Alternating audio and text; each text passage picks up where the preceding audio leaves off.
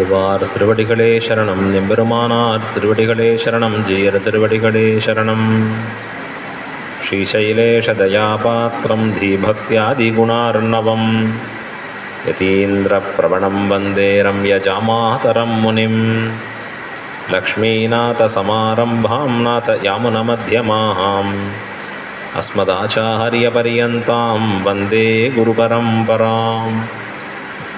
யோ நித்யமச்சுதபதாம்புஜயுக்மருக்ம व्यामोहतस्तदितराणि तृणाय मेने. अस्मद्गुरोर्भगवतोऽस्य दयैकसिन्धोः रामानुजस्य चरणौ शरणं प्रपद्ये.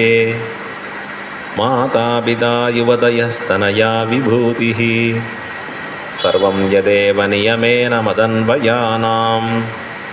आद्यस्य नः कुलपतेर्वकुलाभिरामं श्रीमत्तदङ्घ्रियुगलं प्रणमामि मूर्ध्ना. भूतं सरश्च महताह्वयभट्टनाथ श्रीभक्तिसारकुलशेखरयोगिवाहान् भक्ताङ्घ्रिरेणुपरकालयतीन्द्रमिश्रान् श्रीमत्पराङ्कुशमुनिं प्रणतोऽस्मि नित्यम्.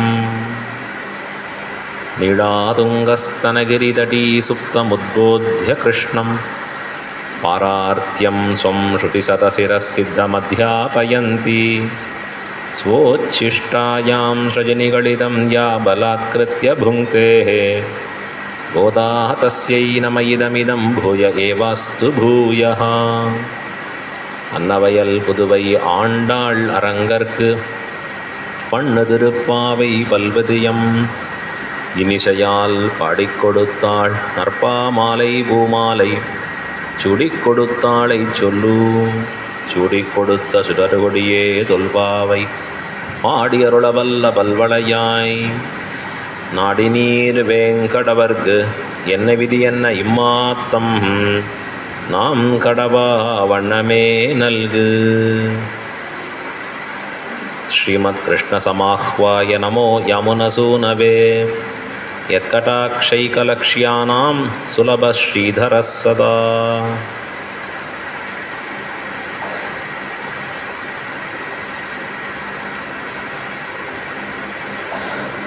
லக்ஷ்மீநாத சமாரம்பாம் நாத யாமுனமத்தியமாம் அஸ்மத் ஆச்சாரியபரியந்தாம் வந்தே குரு பரம்பராம்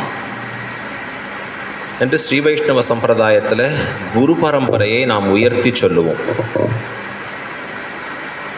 குரு பரம்பரை என்பது நமக்கு ஞானத்தை உபதேசித்திருக்கக்கூடிய பரம்பரை. நாம் எப்படி வாழ வேண்டும் என்று தாங்கள் எடுத்துக்காட்டாக வாழ்ந்து காட்டி நம்மை வாழ்வித்த குரு பரம்பரை.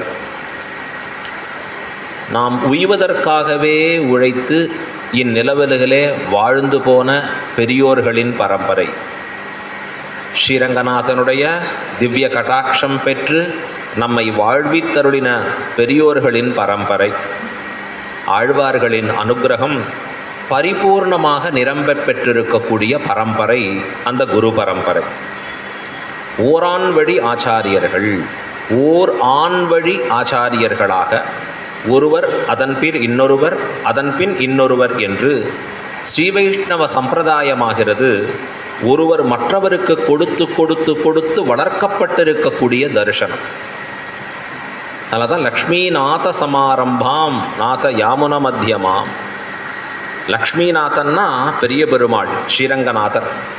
ஸ்ரீரங்கநாதராலே தொடங்க பெற்று தொடர்ந்து ஓரொரு ஆச்சாரியரும் அந்த சம்பிரதாயத்தை வளர்த்து கொடுத்தார்கள்.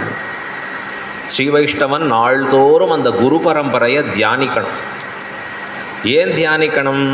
அந்த குரு பரம்பரையால்தான் நமக்கு ஞானம், அந்த குரு பரம்பரையால்தான் எம்பெருமானார் தரிசனம் வாழ்கிறது, அந்த குரு பரம்பரையால்தான் நமக்கு மோட்சம்.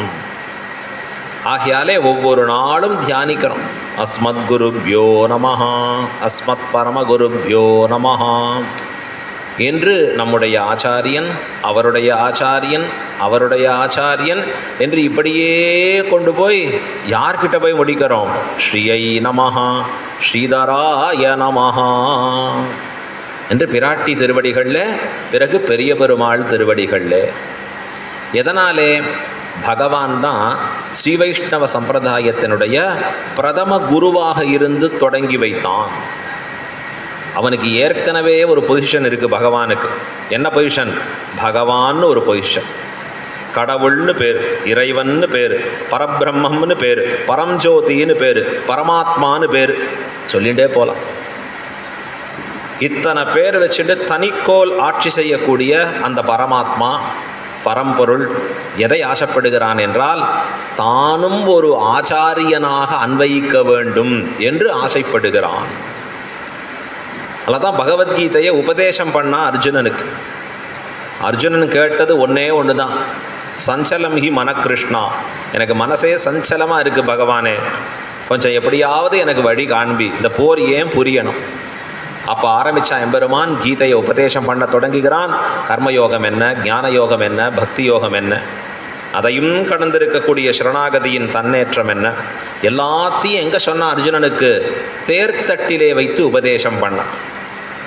உபதேசம் பண்ணுறதுக்கு இடம் காலம் பார்க்க வேண்டியதில்லை, ஆள் கிடச்சா போகிறோம்.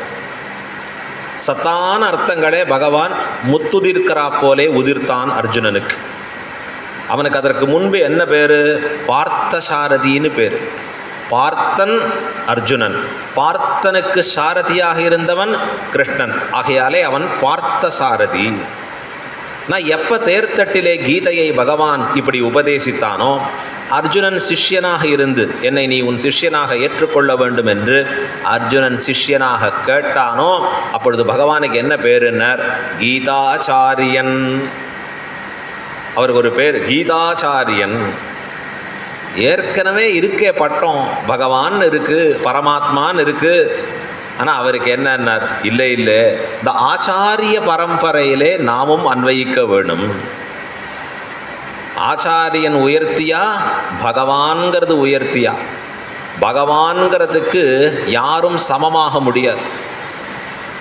எப்படிப்பட்ட ஒரு போஸ்ட்டு அப்படின்னா, அவனுக்கு ஒத்தாரும் இல்லை, மிக்காரும் இல்லை. ஆழ்வார் சொல்கிறார், ஒத்தார் மிக்கார் இளையாய மாமாயா, ஒத்தாய பொருட்கும் உயிராய். ஒத்தார் மிக்கார் இளையாய மாமாயா. பகவானுக்கு கூட ஒரு தாரித்திரம் உண்டு. அவனுக்கு என்ன தாரித்திரம்னார்? அவனுக்கு சமமும் இல்லை, அவனுக்கு மேம்பட்டவர்களும் இல்லை, அவனுக்கு கெட்ட குணங்கள்ங்கிறதே இல்லை. இதெல்லாம் பகவானிடத்துல இல்லை இல்லைன்னு வரக்கூடிய. அவனாலே படைக்கப்பட்டவர்கள் மற்ற தேவதைகள். ஆழ்வார் அழகா சொன்னார், நாட்டினான் தெய்வம் எங்கும், எங்கும் தெய்வங்களை நாட்டினான். நிறைய தெய்வங்களை பகவான் சிருஷ்டி தருளினான். நாராயணாத் பிரம்மா ஜாயதே, நாராயணாத் ருத்ரோ ஜாயதே, நாராயணாதிந்திரோ ஜாயதே. வேதம் சொல்றது எல்லாம் எம்பெருமானாலே உற்பத்தி பண்ணப்பட்ட தேவதைகள். அங்கங்கே அந்த தேவதைகளை வைத்தான். ஏன்? அவரவர்கள் அவரவர்களுக்கு வேண்டிய குணத்திற்கு தகுந்தபடி அந்த தேவதைகளிடத்திலே போய்கட்டும். 1000 சாமியை வச்சுருக்கான், கருப்பண்ண சாமி, இந்த சாமி எல்லாமே. ஏன்னா அவர்களுக்கு எது தகுதியோ, எது விருப்பமோ அப்படி தொழட்டும். கீதையில் பகவான் சொன்னான், தேவதைகள் எல்லாம் சிருஷ்டித்தவன் நான் தாண்டா அர்ஜுனா. தன்னுடைய விஸ்வரூப தரிசனத்தை காண்பிக்கிறான். பார், திவ்யம் ததாமிதே சக்ஷுஹு, நீ சாதாரண ஊனக்கண்ணாலே பார்க்க முடியாது, ஞானக்கண்ணை தருகிறேன் பார். இந்த ஞானக்கண்ணை வாங்கி போட்டுண்டான். எப்படி அந்த 3D கிளாஸ் போட்டுண்டா எப்படி தெரியறதோ அழகா பிக்சர். பகவான் அவன் கொடுத்துற அந்த ஞானக்கண்ணை கொண்டு அர்ஜுனன் பார்க்குறான். ஏதோ சாரதி கிருஷ்ணன் ஏதோ எங்களுக்கு உண்டான பந்துன்னு பேசின்ற இருந்த அர்ஜுனன் நடுநடுங்கி போகிறான். இது என்ன ரூபம் அதுங்கிறான். பாதாளத்தில் இருக்க அவனுடைய திருவடிகள், திருமுடியை பார்த்தா ஆகாசத்தை பிளந்து கொண்டு நிற்கிறது. இந்த பக்கமும் அந்த பக்கமும் தேவர்களும் அசுரர்களும் எம்பெருமானுடைய திருமேனியில் இடம்பெற்று இருக்கிறார்கள். திருமேனியை பார்த்தாலே பிரம்மாண்டமாக இருக்கக்கூடிய திருமேனி. எம்பெருமான் ஆணு வாயை பிளக்கிறான். அங்கே இருக்கிற சைன்யத்தில் இருக்கக்கூடிய அத்தனை பேரும் அவனுடைய வாய்க்குள்ளே போய்கொண்டு இருக்கிறார்கள். எல்லாம் அவனுடைய பல்லில் நர நரன்னு கடிபட்டு போகிறான். அர்ஜுனன் பார்க்குறான், ஐயோ கிருஷ்ணா, இது என்னது, இது என்னது? நடுநடுங்கி போனான் அர்ஜுனன். முதல்ல ஆசைப்பட்டான், இந்த உருவை கொஞ்சம் காமியேன்னு கேட்டான். பெருமாள் காண்பிக்கிறேன் பார்த்துக்கோன்னார். பார்த்த உடனே அவன் மேலே விழறான், கீழே விழறான், சேவிக்கிறான், எழுந்துக்கிறான், சேவிக்கிறான், எழுந்துக்கிறான். ஏண்டான்னா, பெருமாளே நீ யாருன்னு தெரியாமல் நான் பாட்டுக்கு உன்னை எதையோ சொல்லியிருக்கேன், ரே கிருஷ்ணான்னு கூப்பிட்டுருக்கேன், ஏ சாரதியேன்னு கூப்பிட்டுருக்கேன், இதெல்லாம் உன் மனசில் தயவு செஞ்சு வச்சிக்காதங்கிறான் அர்ஜுனன். ஏதோ அறியாத பிள்ளைகளோ அன்பினால் உந்தன்னை சிறுபேர் அழைத்தனவும் சீரி அருளாதே. கொஞ்சம் கோச்சிக்காதப்பா, நீ இவ்வளோ பெரிய ஆள்னு எனக்கு தெரியாது, உலகத்துக்கெல்லாம் தலைவன்னு தெரியாது, ஆமுதல்வன்னு தெரியாது, முதல் தனி வித்தேயோ முழுமு உலகாதிக்கெல்லாம் ஆழ்வார் சொல்றார். முதல் தனி வித்தேயோ, உலகுக்கெல்லாம் முழுமுதல் காரணமாக இருக்கக்கூடிய பகவானே. அடுத்தது சொன்னால் அர்ஜுனன் போகிறோம், நீர் அதை குறைச்சிக்கும், பழையபடியே கிருஷ்ணனா சேவை சாதியும், அதுதான் எனக்கு சௌகரியமாக இருக்குது. பகவான் தன்னுடைய திருமேனியை மீண்டும் பழைய போல ஆக்கி அர்ஜுனனுக்கு அனுகிரகம் பண்ணினான். அர்ஜுனா, என் சங்கல்பத்தாலே இவர்கள் அழிக்கப்பட்டவர்கள் போரிலே, ஆனால் போரிலே உனக்கு ஒரு புகழ் வர வேண்டும் என்பதற்காக நீ யுத்தம் பண்ணு. கீதையில் பகவான் சொல்கிறான், அவன் பகவான், அவன் பரமாத்மா, அவனுக்கு நிகர் யாரும் இல்லை. வேதம் அவனை பலவாறாக கொண்டாடுறது. இந்த பரமாத்மா எஸ்யாத்மா ஷரீரம் எஸ்ய பிருத்திவி ஷரீரம், உலகமே அவனுக்கு ஷரீரமாக இருக்கிறது, அவன் திருமேனியாக நிற்கிறது. அவன் உருவை அறிவது என்பது முடியாத செயல். வேதம் சொல்கிறது அழகா. எப்படிப்பட்டவனாக இருக்கான் அவன் அப்படின்னா, அவனை அறிந்தேன் என்று சொன்னால் அது பொய் என்று சொல்லுகிறது. அவனை அறிய முடியவில்லைன்னு சொன்னால் அதுதான் உண்மை. உன்னுடைய அறிவுக்கு எட்டாதவனாக உயர்ந்து இருக்கக்கூடியவன் பரமாத்மா.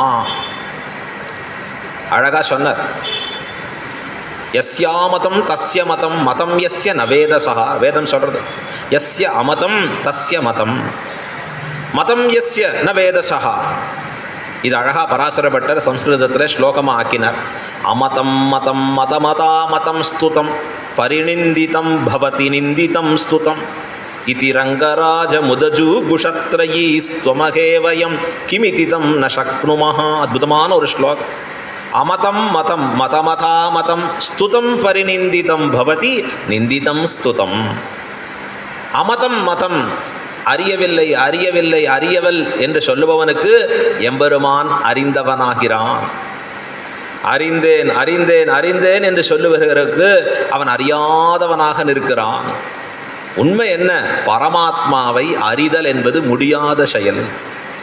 வேதம் அற்புதமாக சொல்லிது, ந சக்ஷுஷா பஷ்யதி கஷ்டனைனம். ந சக்ஷுஷா பஷ்யதி, இந்த கண்களானவை பகவானை பார்க்க முடியல. ஓ, நம்ம கண்களுக்கு தானே பார்க்க முடியல. இல்லை, கஷ்டனைனம் அப்படின்னா பிரம்மாவுக்கும் சிவனுக்கும் கூட பார்க்க முடியலன்னு சொல்லிச்சு.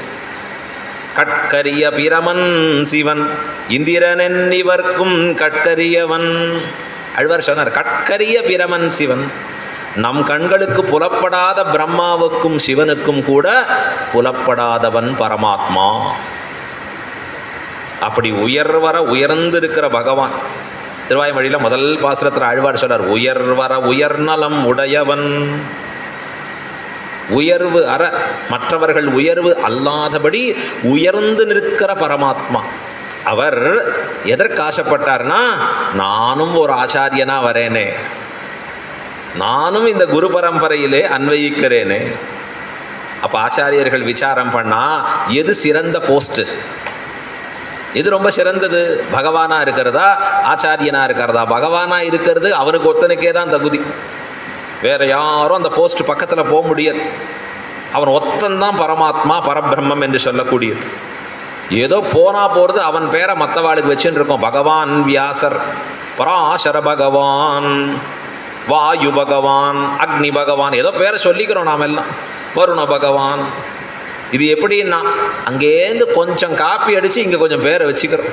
ஆனால் உண்மை யாருக்கு பொருந்தும்னா, பரமாத்மாவாகிற ஸ்ரீமன் நாராயணனுக்கு மட்டுமே.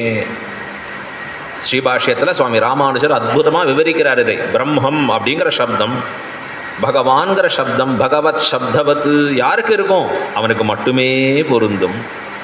அவன் என்ன ஆசைப்படுறான்? நானும் ஆச்சாரியனாக இருக்கேனே. ஆகையாலே பகவான் குரு பரம்பரையிலே அன்வயித்தான். பதரீகாசிரமத்திலே தானே நாரணனாக இருந்து திருமந்திரத்தை உபதேசித்தான். தானே சிஷ்யனுமாய் ஆச்சாரியனுமாய் நின்று திருமந்திரத்தை வெளியிட்டருளினான். பதரீகாசிரம மலையில அற்புதமாக நாராயணன்கிற தன் ஒரு உரு, தானே நரன்கிற ஒரு உரு, நாராயணன் ஆகிற ஆச்சாரியன், தானே நரனாகிற சிஷ்யன் உபதேசம் பண்ணுறான் பகவான். திருமந்திரம், மந்திர ராஜா, திருவஷ்டாட்சரின்னு கொண்டாடக்கூடியதை உபதேசம் பண்ணுறான்.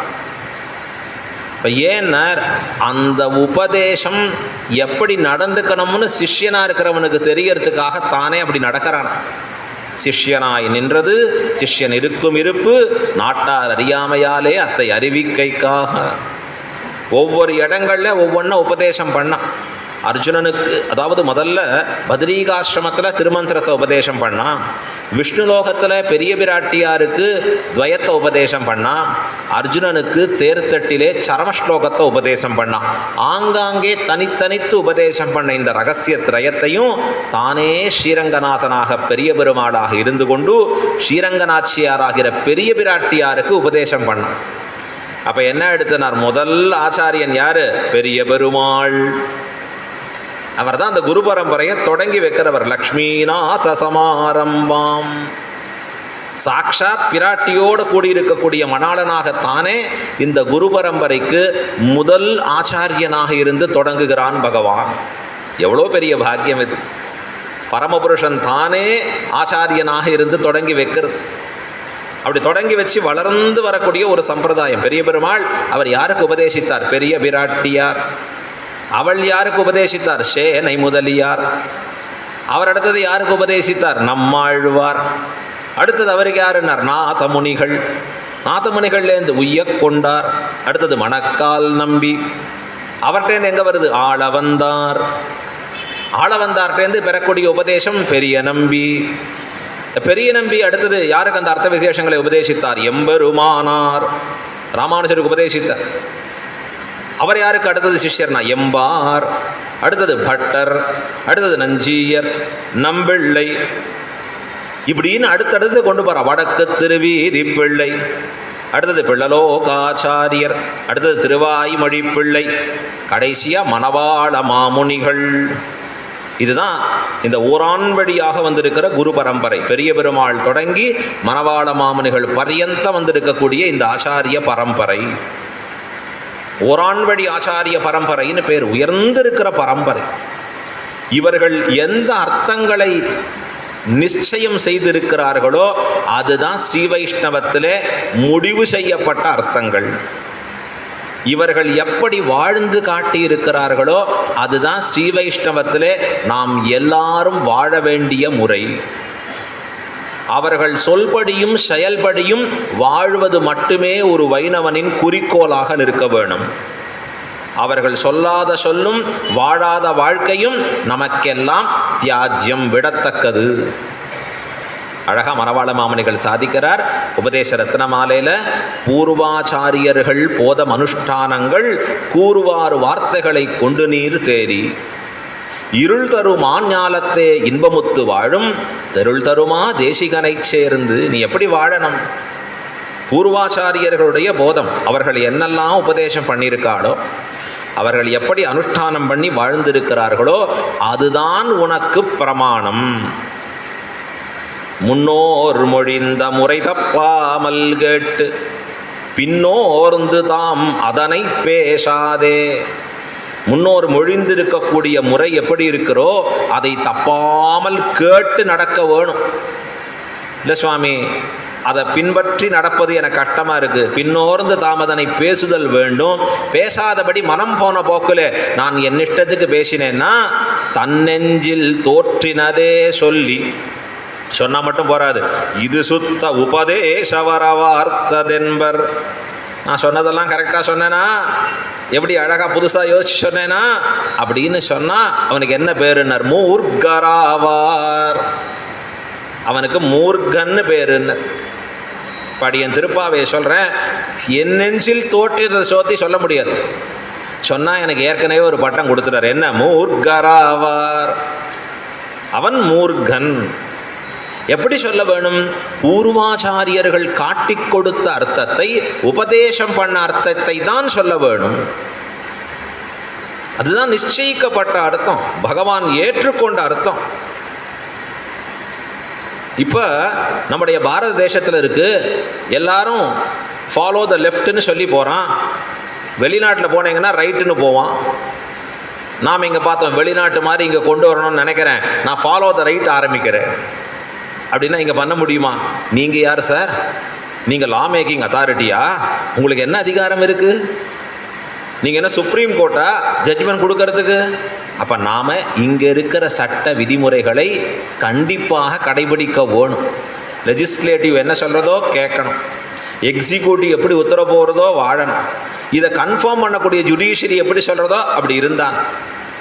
அதை போல ஸ்ரீவைஷ்ணவ சம்பிரதாயத்தில் வேதங்களும் ஆழ்வார்களும் ஆச்சாரியர்களும் மிக முக்கியமானவர்கள். கடைசியாக யாருடைய ரிசர்ட்னா பூர்வாச்சாரியர்கள். இந்த பூர்வாச்சாரியர்கள் கட்டி காப்பாற்றி வளர்த்து கொடுத்த சம்பிரதாயம் ஸ்ரீ வைஷ்ணவம். ஸ்ரீ வைஷ்ணவத்தினுடைய பெருமை எப்படின்னா எல்லையில்லாத ஒரு பெருமை. இன்னைக்கு உலகம் போற்றும்படியா இருக்கு. திருமலை திருவேங்கரமுடையான்னா எத்தனை பேர் வந்து தொழற. ஸ்ரீரங்கநாதர் வைகுண்ட ஏகாதசின்னு நினைச்சு பார்க்க முடியுமா? திருமாலிருஞ்சோலை அழகர் புறப்பட்டு வராருன்னா எத்தனை பேர் வரா பாருங்க அழகா. இப்படி ஓரோரு இடத்திலும் ஓரோரு திவ்யதேச பெருமான்களும். பார்த்த சாரதினா சென்னையில் இருக்கிற அத்தனை பேரும் இருக்கும். அவன் ஆஸ்திகனாக இருக்கிறவன் நேரில் வந்து தொழுவான், நாஸ்திகனாக இருக்கிறவன் வேற வழியில் வந்து தொழுவான். எல்லாரும் வந்து தொழுகிறார்கள், போற்றுகிறார்கள். காரணம் என்னன்னா ஸ்ரீ வைஷ்ணவத்தினுடைய மேன்மை. மேன்மை எப்படி ஆச்சுன்னா வளர்த்து கொடுத்த ஆச்சாரியர்கள். இன்னைக்கு அடியன் ஸ்ரீ வைஷ்ணவன்னு சொன்னால் எவ்வளோ பெருமைப்பட்டிருக்கணும், கொண்டாடிக்கணும். சொல்றார் அழகா எம்பார் சொல்லக்கூடிய வார்த்தை, இல்லை எனக்கெதிர், இல்லை எனக்கெதிர், இல்லை எனக்கெதிரே. எம்பார் இப்படி பேசுறீரே, அகங்காரமாக பேசலாமா இந்த வார்த்தை? அதற்கு முன்பு ஒன்று சேர்த்துக்கிறார், எப்பொழுதும் எதிராசர் வடிவழகு என் இதயத்துளதால். எப்பொழுதும் எம்பெருமானாருடைய திருவடிகள் என் நெஞ்சிலே இருக்கிறபடியாலே இல்லை எனக்கெதிர், இல்லை எனக்கெதிர், இல்லை எனக்கெதிரே என்று உறுதியாக சொன்னாருங்க. ஒவ்வொரு ஸ்ரீ வைஷ்ணவனுக்கும் இந்த உறுதிப்பாடு வேணும். நான் வந்த பரம்பரை அப்படி தொடங்கி வச்சது சாட்சாத் பெரிய பெருமாள். நடுவில் வந்தவர்களும் சாமானியர்கள் இல்லை, நாதமுனி ஆளவந்தார் போன்ற மகாச்சாரியர்கள். இதை இன்னும் உலகிலே பல்கி பெருகும்படியாக செய்தவரும் சாதாரணம் இல்லை, சுவாமி ராமானுஜர் போன்ற மகனீயர்கள். ஒவ்வொருவரும் இங்க நிலத்திலே வாழ்ந்த தேவர்கள், நிலத்தேவர்கள் அவர்கள். அந்த ஆச்சாரியர்கள் வந்தா பெருமாளும் வந்தான்னா பெருமாளை தள்ளிட்டு அந்த ஆச்சாரியர்களை சேவிப்போம். அப்படிப்பட்ட வாழும் தெய்வமாக வாழ்ந்தவர்கள் அந்த ஆச்சாரியர்கள். ஏன் இதெல்லாம் சொல்றேன்? வைஷ்ணவத்தின் பெருமை பேசுகிற பாசுரம் இந்த பாசுரம், இன்னைக்கு அனுபவிக்க வேண்டிய பாசுரம். திருப்பாவேல 15வது பாசுரம். இந்த 15வது பாசுரத்தில் கடைசி பெண் பிள்ளையை எழுப்பிடுறா ஆண்டாள். நல்ல வேளை 10 பேரோட முடிச்சா நமக்கு எழுப்புறதுல. இந்த 10வது ஒரு பெண் பிள்ளைய கடைசியாக கொண்டு எழுப்பினான். இது 5 லட்சம் பெண்களை எழுப்பினதற்கு சமானம். எப்படி ஒரு பானைச்சோருக்கு ஒரு சோறு பதமாமா போலே ஆண்டாள் இந்த 10 பேர் 5 லட்சம் பேருக்கு எழுப்பினதற்கு உதாரணமாக காண்பிக்கிறாள் அழகா. இந்த 15வது பாசுரத்தில் என்ன பெண் பிள்ளையை எழுப்புகிறாள்? 15வது பாசுரம் எவ்வளவு முக்கியமானது, இதெல்லாம் நம்ம ஆச்சாரியர்கள் ரொம்ப அற்புதமாக விளக்கி சொல்லுகிறார்கள். 15வது பாசுரத்திலே ஆண்டாள் எல்லாருடைய திரட்சியும் காண வேணும் என்று ஆசைப்பட்டிருக்கிற ஒரு பெண் பிள்ளைய ஆண்டாள் விரும்பி நிற்கிறாள், எழுப்பி நிற்கிறாள். இதில் எல்லாரும் வரணும், எல்லாரையும் சேர்த்து நான் பார்க்கணும் அப்படின்னு ஆசைப்படுற ஒரு பெண் பிள்ளை. அப்படின்னா என்ன அர்த்தம்? கோஷ்டியில் இருக்கிற எல்லாரும் எனக்கு முன்பு இருக்கணும், எல்லாருக்கும் கடைசியில் நான் இருக்கணும் அப்படின்னு ஆசைப்படுறாளாம் ஒரு பெண் பிள்ளை. அந்த பெண் பிள்ளையை தான் கடைசியாக எழுப்பி போருகிறாள். இங்கே எல்லாரும் போந்தாரோன்னு கேள்வி கேட்குறா. போந்தார் போந்து எண்ணிக்கொள். அழகிய மணவாள பெருமாள் நாயனார் அப்படிங்கிற சுவாமி அவர் இந்த பிள்ளலோகாச்சாரியருடைய திருத்தம்பியார். பிள்ளலோகாச்சாரியருங்கிறவர் ரகசிய கிரந்தத்தை அருளினார்னு மட்டுமில்லை, ஸ்ரீரங்கநாதனை நம்பெருமாளையே காப்பாற்றி கொடுத்தார். உலுக்கான் படையெடுப்பின் பொழுது 1323ஆம் ஆண்டு ஸ்ரீரங்கநாதரை உபயநாச்சியாரை நம்பெருமாளையும் உபயநாச்சியாரையும் பல்லக்கில் எழுந்துருளை பண்ணி கொண்டு போய் இங்கே மதுரையில் நம்ம பார்க்குறோமே அழகாக அங்கேருந்து யானைமலை அப்படின்னு சொல்கிறோமே ஜோதிஷ்குடி, அந்த இடத்துலலாம் அந்த எம்பெருமான் எழுந்துருளி இருந்து பிறகு பெரிய யாத்திரையாக போனார் ஸ்ரீரங்கநாதர். அப்போ அந்த பிள்ளலோகாச்சாரியராலே காப்பாற்றப்பட்ட பெருமாள் அவர். எவ்வளோ பெரிய உபகாரம் நமக்கு பண்ணியிருக்கார் பிள்ளலோகாச்சாரியர். அவருடைய திருத்தம்பியார், அவருக்கு பேர் அழகிய மணவாளப் பெருமாள் நாயனார்னு பேர். அவர் ஸ்ரீரங்கநாதருடைய அருளாலே அற்புதமான ஞானம் பெற்றவர். ஸ்ரீரங்கநாதர் கட்டாட்சம் ஆச்சாரிய பரம்பரையில் 2 பேருக்கு நேரடியாக, ஒன்று பராசர பட்டர், இன்னொன்று அழகிய மணவாளப் பெருமாள் நாயனார்.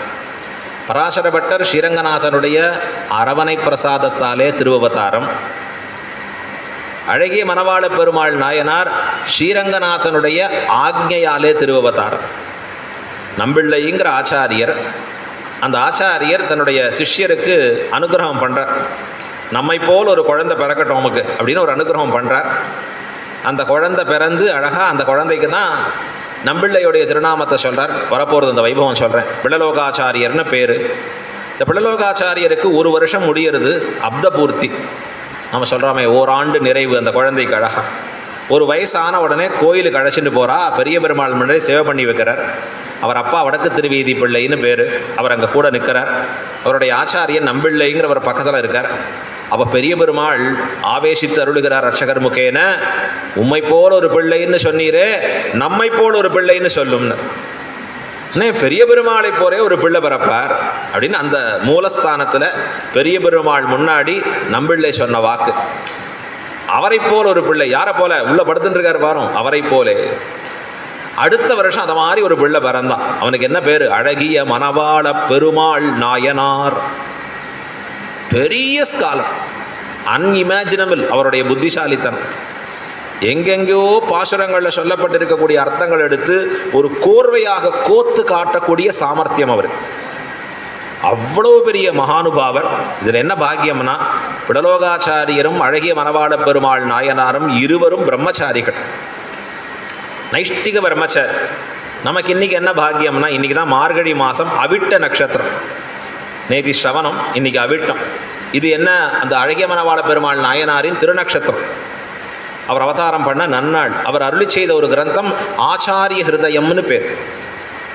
ரொம்ப அற்புதமான வார்த்தைகள். அந்த கிரந்தம் எடுத்து பார்த்தா எல்லாம் திவ்ய பிரபந்தம், வேதம் அங்கே இருக்கு. இவருடைய வார்த்தையே கம்மி. ஓரோரு ஆழ்வார் சொன்ன சொற்களையே எடுத்து மாலையாக தொடுத்து அதையே கிரந்தமாக பண்ணிட்டார். அதையே ஒரு நூலாக வெளியிட்டார். ஆச்சாரிய ஹிருதயம்ங்கிற சூத்திரத்தை வெளியிடுறார். அதில் முதல் சூத்திரம் சாதிக்கிறார் நாயனார். காருணிகனான சர்வேஸ்வரன் அறிவிலா மனிஷர் உணர்வெனும் சுடர் விளக்கேற்றி பிறங்கிருள் நீங்கி மேலிருந்த நந்தா வேத விளக்கை கண்டு நல்லதும் தீயதும் விவேகிக்கைக்கு மறையாய் விரிந்த துளக்கமில் விளக்கில் கொளுத்தின பிரதீபமான கலைகளை நீர்மையினால் அருள் செய்தான். இதில் ஒரு வார்த்தையும் அந்த நாயனாரோடது இல்லை. எல்லாம் ஆங்காங்கே ஆழ்வார் சொல்கிற வார்த்தை, ஆச்சாரியர்கள் சொன்ன வார்த்தை. காருணிகனான சர்வேஸ்வரன். இந்த முதல் வார்த்தை எடுக்கிறது எங்கன்னார் பட்டர் ஒரு ஸ்லோகம் சொல்லியிருக்க. கரண கலேபரைர் கடயிதும் தயமான மனாஹா என்று பகவான் காருணிகனானவன் பட்டர் காண்பிச்ச வார்த்தையை எடுத்து காருணிகனான சர்வேஸ்வரன். அடுத்து சொல்றார் அறிவிலா மனிசர். இது எங்கன்னார் திருமாலையில் தொண்டரடிப்பொடி ஆழ்வார் அருளி செய்திருக்கார். நம்ம பார்த்து சொல்கிறார் திருமாலையில் தொண்டரடிப்பொடி ஆழ்வார், அறிவிலா மனுஷரெல்லாம் அரங்கமென்றழைப்பராகில் பொறியில் வாழ் நரகமெல்லாம் உள்ளெழுந்தொழியுமன்றே. இப்போ திருமாலையிலேருந்து இந்த ஒரு வார்த்தை அறிவிலா மனுஷர், உணர்வெனும் சுடர் விளக்கு, இது ஒவ்வொன்றும் ஆழ்வார்களுடைய ஸ்ரீசுக்திகள்லேருந்து எடுத்து அருளி செய்த வார்த்தை. அப்படிப்பட்ட மகானுபாவர் நாயனார். நல்ல வேளை அவருடைய வியாக்கியானம் நாம் எடுக்கலை. இங்கே திருப்பாவைக்கு 6000 படின்னு ஒரு வியாக்கியானம் அருளி இருக்கார். இந்த 3000 படி தான் இப்போ நம்ம பார்க்குறோம். பெரியவாச்சான் பிள்ளை இது தான், அங்கேயே பல விட்டுடுறோம். 6000 படி பார்த்தோம்னா 5லேருந்து 10 பாசத்துக்குள்ளே முடிஞ்சாலே பெரிய விஷயம். அவ்வளோ விரிவான அர்த்தங்களை சாதிக்கிறார் அந்த சுவாமி. அந்த சுவாமி சாதிக்கிறார், நாயனார் திருப்பாவையாகிறது இப்பாட்டிரே. திருப்பாவைனா அது தெரியுமா? இந்த பாசுரம் தான். தெரிஞ்சால் எல்லாரும் இன்றைக்கி மட்டும் வந்திருப்போமே. இதுதான் ரொம்ப முக்கிய பாசுரம்னார் நாயனார். திருப்பாவையில் 2 முக்கியமான பாசுரம். ஒன்று பின்னாடி 29வது வரக்கூடிய சிற்றம் சிறுகாலே வந்துன்னை சேவித்துன்னு வரக்கூடிய பாசுரம். வேறு எந்த பாசுரம் நாம் இல்லாட்டியும் சாத்துமுறைக்கு வந்து பழகியிருப்போம் கடைசி நிமிஷத்தில். ஆகையால சிற்றம் சிறுகாலே ஞாபகம் இருக்குது. அது ஒரு முக்கியமான ஒரு பாசுரம். அதற்கு முன்பு இந்த 15வது பாசுரம், எல்லே இளங்கிளியே இன்னம் உறங்குதியோ. எதனால் இது 2ம் முக்கியம்? அவரே காட்டி அருளுகிறார். சிற்றஞ்சிறுகாலே என்கிற 29வது பாட்டிலே ஆண்டாள் பகவான் விஷயத்தில் நாம் எப்படி நடக்கணும்னு சொல்கிறோம். பொன்பொற்றா மறையடியே போற்றும் பொருள்களாய். எம்பெருமானை பார்த்த அழகாக நம்ம எப்படி நடந்துக்கணுங்கிற முறையை விவரிக்கிறாளுங்க. இந்த பாசுரத்திலே எல்லே இளங்கிளியே என்பதிலே பாகவதர்கள் திறத்திலே நாம் எப்படி நடக்க வேணும், ஒரு அடியார்கிட்ட நாம் எப்படி நடந்துக்கணுங்கிற ஒரு முறையை விளக்கி சொல்லுகிறாள் ஆண்டாள். அப்போ அது பகவத் விஷயத்தில் நடக்க வேண்டிய முறை. இந்த எல்லே இளங்கிளியே பாகவத விஷயத்தில் நடக்க வேண்டிய முறை. எது முக்கியம்னா அடியார்கள்ட்ட நடக்க வேண்டியது தான் ரொம்ப முக்கியம். ஒரு வைஷ்ணவன்னு சொல்லக்கூடியவன் புறச்சின்னங்கள் இருக்குது. எம்பெருமானுடைய திருவடி நிலைகளாக இருக்கக்கூடிய திருப்பாதங்கள், நெற்றியுள் நின்று என்னையாளும் நிறைமலர் பாதங்கள் சூடி, அவனுடைய 2 திருவடிகளை தலையில் சுமக்கிறது அழகா. அதை தாங்குகிற பாத பத்மம், நடுவில் மகாலட்சுமி ஸ்ரீசூர்ணம்னு பேர். இதுதான் திருமண் காப்பு, ரக்ஷை.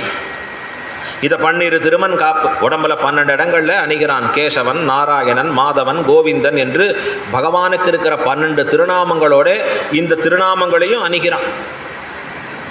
பிராட்டிக்கும் 12 திருநாமம் அழகா ஸ்ரீ.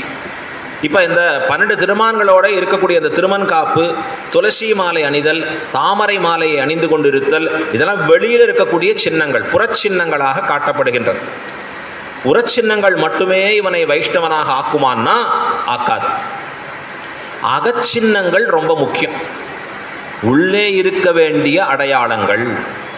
அப்படின்னா இவன் எப்படி நடக்கணும், எப்படி இருக்கணும், எந்த குணங்களோடு கூடியவனாக இருக்கணும், இதுதான் ஒரு வைணவன் இருக்க வேண்டிய மிக மிக முக்கியமானதொன்று. அதையெல்லாம் எங்கே சொல்லப்படுறதுன்னா இந்த 15வது பாசுரத்திலே காட்டப்படுகிறது. எல்லே இளங்கிளியேல இன்னொரு விசேஷம் இருக்குது. என்னன்னா கீழே இதுவரைக்கும் எழுப்புகிற பாசுரம் புல்லும் சிலம்பினகால்லேருந்து உங்கள் வரைக்கும் பார்த்தோமே, அதில் ஒருத்தி பேசுறது தான் இருக்கும். இன்னொருத்தி பேசுகிறத நாமளாக கற்பனை பண்ணிக்கணும். அவள் கேள்வி கேட்குறா, எப்போ விடிவுக்குண்டான அடையாளம் என் அப்படின்னா அடையாளம் என்னங்கிற கேள்வி இருக்காது. உங்கள் புழக்கடை தோட்டத்து வாவியுள் செங்கல் நீர் வாய் நெகிழ்ந்து அம்பல் வாய் கூம்பினகான், அதைத்தான் சொல்லுவாளே ஒழிய விடிவுக்கு அடையாளம் என்னன்னு அவள் கேட்ட கேள்வி அங்கே இருக்காது. ஆனால் இந்த 15வது பாசுரத்தில் மட்டும் எப்படி இருக்கும்னா கேள்வியும் இருக்கும், பதிலும் இருக்கும், இருவரின் உரையாடலும் இருக்கும். அது ஃபுல்லாக 1 வே கம்யூனிகேஷன். இது எப்படி இருக்குன்னா 2 வே கம்யூனிகேஷன். இருவரும் உரையாடக்கூடிய உரையாடல் முழுவதுமாக பதியப்பட்டிருக்கும் இந்த 15வது பாசுரத்தில். எல்லே இளங்கிளியே இன்னமுறங்குதியோ. வெளியில் இருக்கிற பெண் பிள்ளை கேட்குறா. அடுத்தது உள்ளே இருக்கிறவ சொல்லா, சில்லன்னடையேன் மின் நங்கமீர் போதருகின்றேன். உடனே வெளியில் இருக்கிறவ சொல்கிற அடுத்த லைனு, வல்லை உன் கட்டுரைகள் பண்டே உன் வாயறிதும். இப்படி இருவருக்கும் உண்டாயிருக்கக்கூடிய வார்த்தாலாபமாக உரையாடலாக அமையப்பெற்றிருக்கக்கூடியது எது? இந்த 15வது பாசுரம். இப்போ இந்த 15வது பாசுரத்தினுடைய அர்த்தங்களை நாம் பூர்த்தியாக அனுபவிப்போம். அதற்கு முன்பு இதை ஒரு தடவை அனுசந்தானம் பண்ணுவோம். ரொம்ப முக்கியமான பாசுரம், நெஞ்சிலே வாங்கி கொண்டிருப்போம் அதை. எல்லே இளங்கிளியே இன்னமுறங்குதியோ சில்லன் அடையேன் மின் நங்கை மீர் போதருகின்றேன் வல்லை உன் கட்டுரைகள் பண்டே உன் வாயரிதும் வல்லீர்கள் நீங்களே நானேதான் ஆயிடுக ஒல்லை நீ போதாய் உனக்கென்ன வேறுடையை எல்லாரும் போந்தாரோ போந்தார் போந்தென்னிக்கொள் வல்லானை கொன்னானை மாற்றாரை மாத்தழிக்க வல்லானை மாயனை பாடேலோர் எம்பாவாய்.